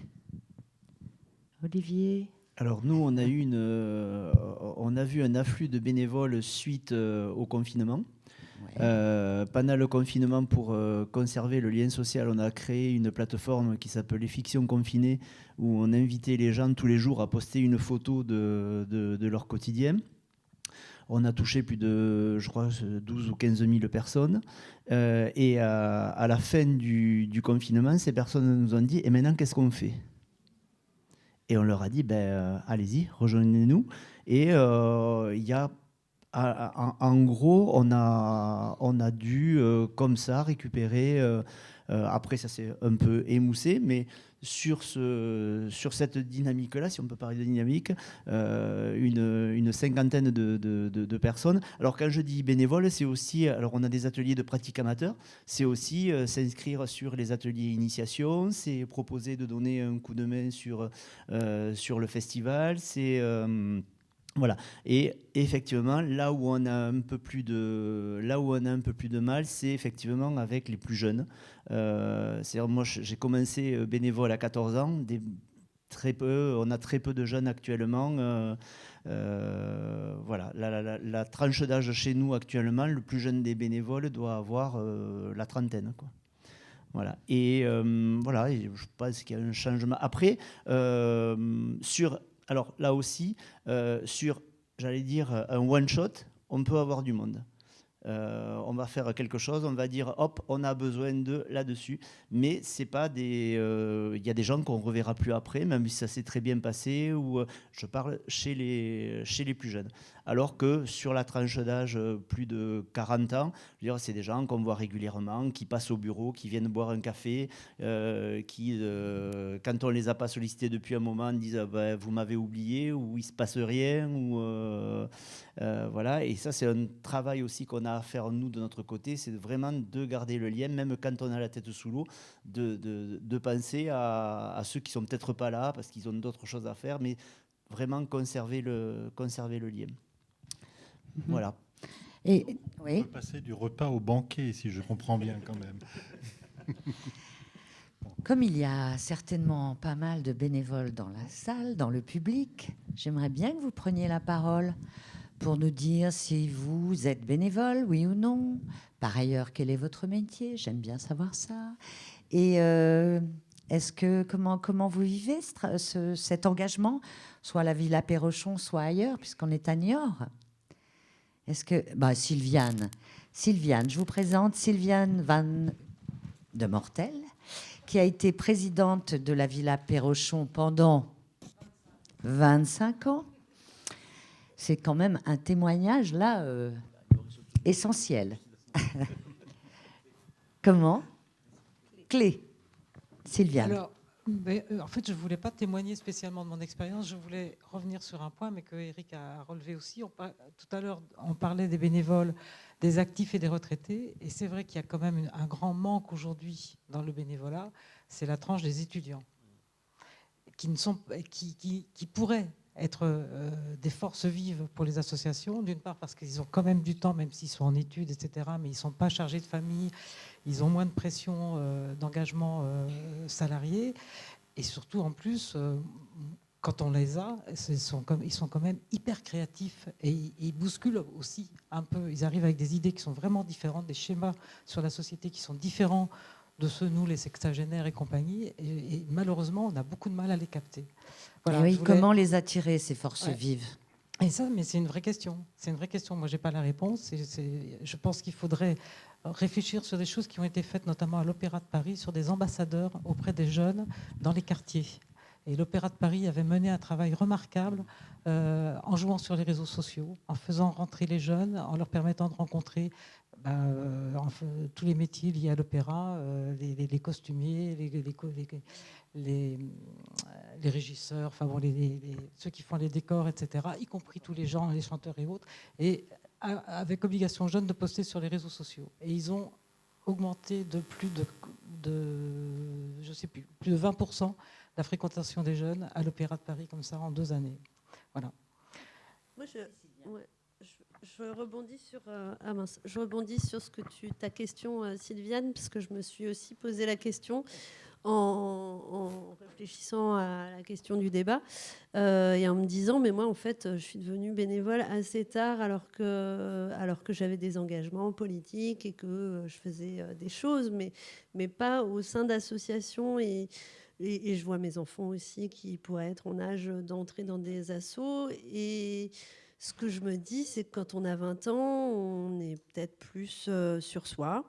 Et en tout cas, pas dans les mêmes luttes ou encore trop dans la colère pour la transformer en quelque chose de positif. Enfin, être dans une association, c'est aussi prendre le temps de se poser, réfléchir, du coup avoir de la disponibilité psychique. Et 20 ans, tout va trop vite. Enfin, moi, je te parle de mon expérience, hein, mais...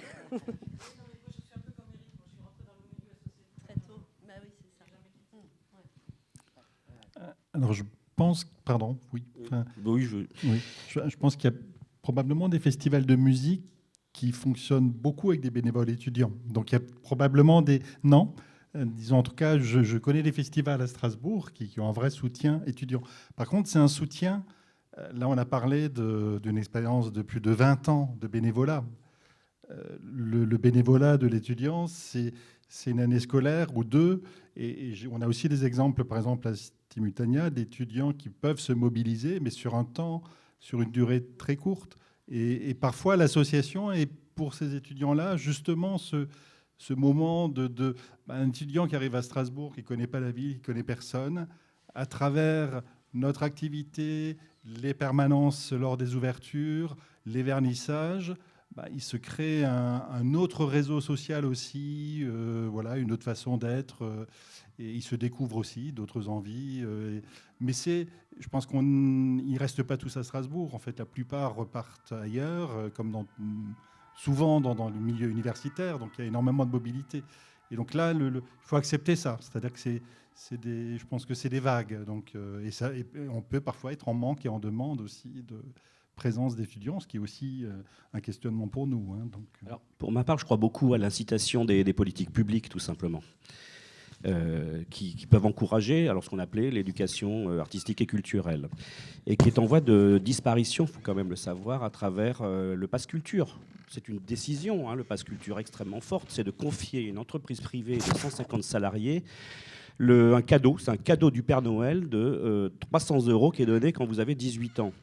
Donc ça veut dire qu'on transforme, on n'est pas dans l'éducation, on n'est pas dans la participation, on transforme ces jeunes à 18 ans en consommateurs. Alors après ils s'étonnent, il y a des rapports qui disent on ne comprend pas, il y a une augmentation de mangas. Alors effectivement, je parlais d'attachement, d'arrachement. Vous donnez 300 balles à un gamin, il aime bien les mangas. Qu'est-ce qu'il va faire ? Il va acheter du manga. En plus, il y a un organigramme, il y a comment on appelle ça, une application et une intelligence artificielle qui va aller conforter ses propres désirs. Donc ça ne va pas aller vers l'arrachement de ce qu'il ne connaît pas. Il ne va pas aller à l'opéra. Hein. Il va continuer à lire des mangas. Il va en lire encore plus qu'avant, grâce au cadeau du Père Noël Macron. Donc là, les politiques publiques, elles sont gravissimes. C'est ça que nous vivons actuellement et ça se fait extrêmement doucement. Personne ne relève la chose. Les DRAC avaient avant des crédits UAC, c'est 300 millions d'euros. C'est pour accompagner des projets. Je pense qu'ici, il y en a évidemment pour l'instant, il y en a toutes les associations.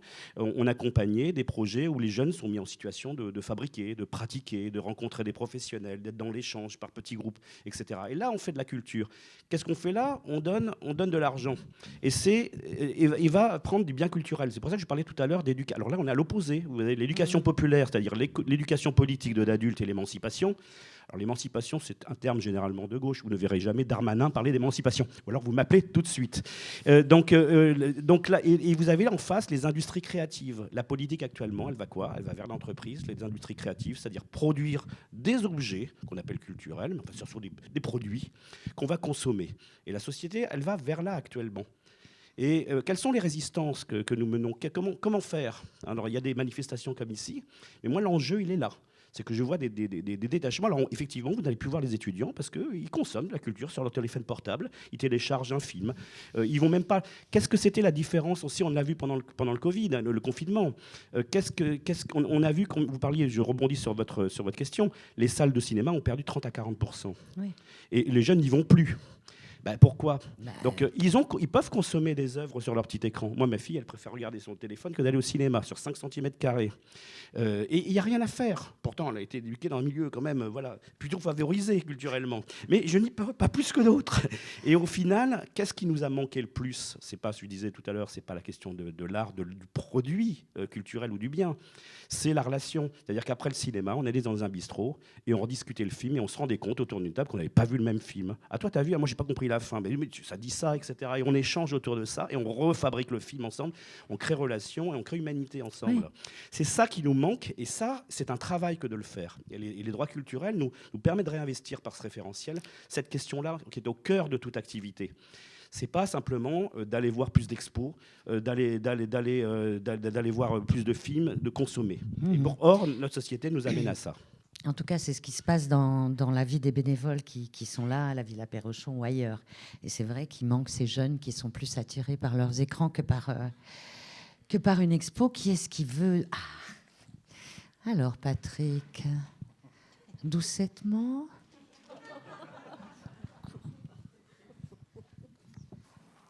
Isabelle, j'appartiens effectivement moi aussi au groupe des bénévoles de la Villa Perrochon.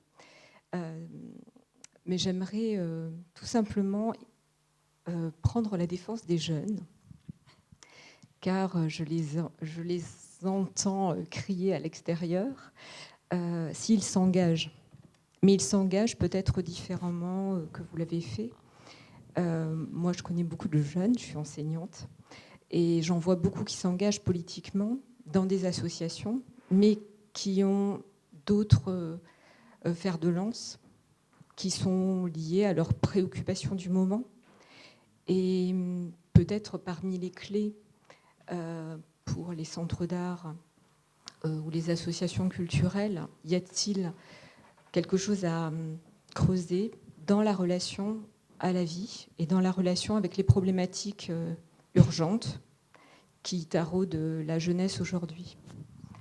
Et ils s'engagent effectivement dans des associations de lutte contre la précarité, dans des associations de défense des femmes, dans des associations de défense des droits des animaux, dans des associations de lutte contre le réchauffement climatique, pour l'engagement des politiques, etc. Ou bien dans d'autres types d'associations. Merci beaucoup. C'est intéressant, oui. Vous qui êtes en lien avec ces jeunes que nous sommes en train de critiquer avec le Pass Culture. Mais c'est vrai qu'il y a des thématiques... C'est pas les jeunes que je critiquais. Non, j'ai bien compris. Oui. Oui, j'ai compris. Patrick ? Juste un mot. Nous sommes dans une salle, en fait, qui est gérée par une association de théâtre qui s'appelle les Matapestes. Les Matapestes, ils sont issus de l'éducation populaire. Ils ont été, il y a 25 ans, dans les maisons de quartier ici. À Niort, il y a une école de cirque qui a été créée, qui est issue aussi de l'éducation populaire. La Villa Perrochon, moi-même, je suis issu de l'éducation populaire. Et il y a le théâtre de la Chaloupe. J'arrête mon énumération tout simplement pour dire qu'il y a une trentaine d'années, à Niort, il y avait un maillage de structures socio-culturelles et que c'est des pépinières, en fait, d'émancipation culturelle. Et aujourd'hui, si on doit faire un effort, et nous, en tant que centre d'art, c'est d'aller vers ces structures pour travailler avec eux.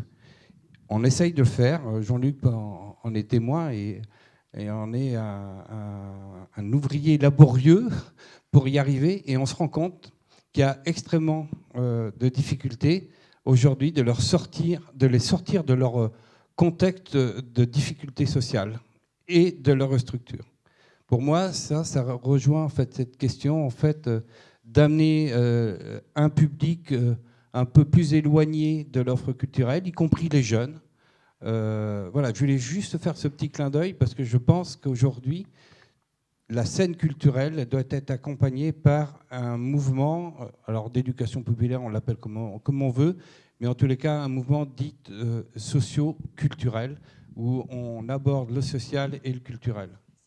Voilà, j'en suis intimement convaincu.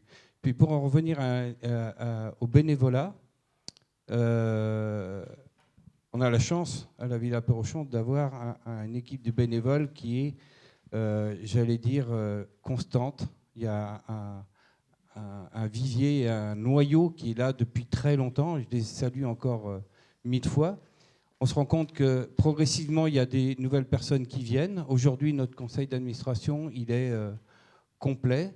Et en tant que professionnel, les bénévoles, pour moi, animer une équipe de bénévoles, c'est faire œuvre de médiation.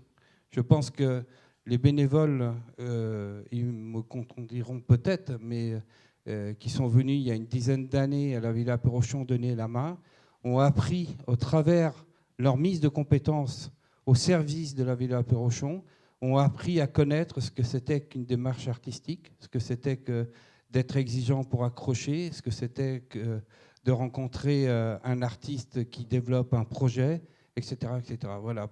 Pour moi, aujourd'hui, je pense que le bénévolat, c'est, comme l'a dit Frédéric, cette idée de prendre part, de faire part. Mais nous, professionnels, on a le devoir, en fait, d'accompagner fortement ce bénévolat. Et enfin, pour conclure, effectivement, dans les bas de budget, il y a une ligne qui met en face du bénévolat ce que ça vaut, en fait. OK. Mais est-ce que les pouvoirs publics reconnaissent le travail nécessaire des équipes de professionnels pour accompagner les bénévoles? Moi, j'adore les bénévoles de la Villa Perrochon. Il y a des fois, quand je bosse, que je suis sur un budget, et qu'il y a un des bénévoles qui vient tout joyeux dans le bureau, je suis content de le recevoir, mais je me dis, putain, je vais encore prendre 1 heure de retard là, sur mon tableur Excel, quoi. Et je l'adore. Mais ça perd les pompettes, et j'aurais préféré avoir fini mon tableur. Voilà. Oui, c'était peut-être une remarque, effectivement. Donc, quand j'avais transmis quelques notes donc, à Brigitte pour cette table ronde, je signalais que ma fille, par exemple, est entrée dans une activité de bénévole à l'âge de 16-17 ans, en fait, au lycée. Donc, en travaillant pour des... disons, là, c'était plutôt l'aspect ONG, donc... qui l'a mobilisée très rapidement. Et donc, elle était, pour son lycée, référente d'une ONG. Ça a continué au fur et à mesure de son parcours dans les différentes villes où elle s'est installée. Et donc, c'est vrai que moi, j'ai plutôt découvert cette activité d'investissement associatif à 40 ans passés, quoi. Donc, parfois, on est dans des logiques inversées. Et c'est plutôt, je pense qu'il y a énormément de choses qui sont en train de se développer aussi côté jeunesse. Et une expérience qui rejoint aussi celle qui a été relatée tout à l'heure, mais autour d'une exposition, la dernière exposition toujours avec les œuvres de Fred Stussin. On avait fait un travail, et donc c'est l'équipe salariée qui a initié ça à Strasbourg, donc avec une enseignante, et donc un travail de médiation où pendant plusieurs après-midi, donc ça a été préparé avec l'enseignante et les élèves, mais plusieurs samedis, donc ce sont les élèves qui ont fait un accueil du public et qui ont présenté en fait les œuvres de l'exposition. Et ça, c'était splendide à voir. Hein. C'était très intéressant parce qu'ils ont été amenés à s'adresser à toutes les catégories d'âge. C'est-à-dire qu'ils avaient tout d'un coup des jeunes bambins qui arrivaient avec leurs parents, mais après aussi des personnes qui avaient des exigences, des questions d'un autre niveau, même si les questions des enfants pouvaient être tout à fait aussi stimulantes et déroutantes, quoi. Mais c'est aussi peut-être ces chemins-là à rechercher, à intensifier. Donc ils existent.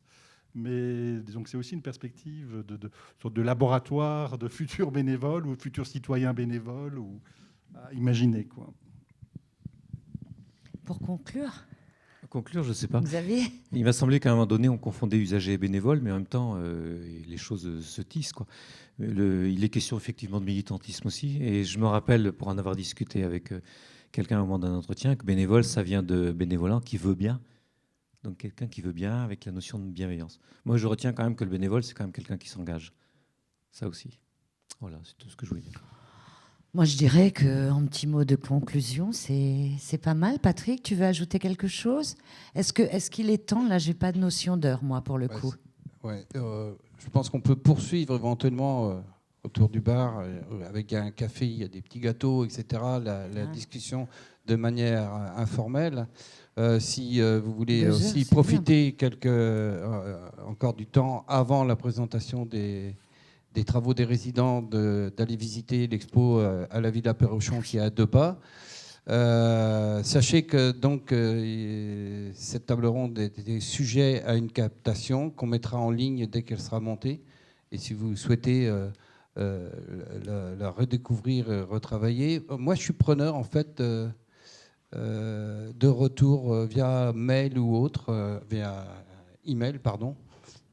De réflexion et d'engager peut-être dans le futur un débat un peu plus contradictoire après tous ces témoignages dans lesquels je pense que chacun peut se retrouver et en même temps poser des vraies questions. Ça veut dire qu'on n'a pas posé les vraies questions ? Non, ça veut dire... C'est pas juste pour dire qu'au départ, on a dit qu'on allait faire un espèce de panel de témoignages qui amènerait à poser des questions. Là, maintenant, on va être dans la phase de questionnement. Voilà. Non, mais je plaisante. Et de réfléchir. Enfin, moi, maintenant, je ne peux plus réfléchir. Prochaine proposition de débat, comme ils font un excellent travail, les bénévoles, faut-il rémunérer les bénévoles ? On va conclure là-dessus. Merci Frédéric, c'est parfait. Merci conclure. À vous tous. Merci beaucoup, merci à vous.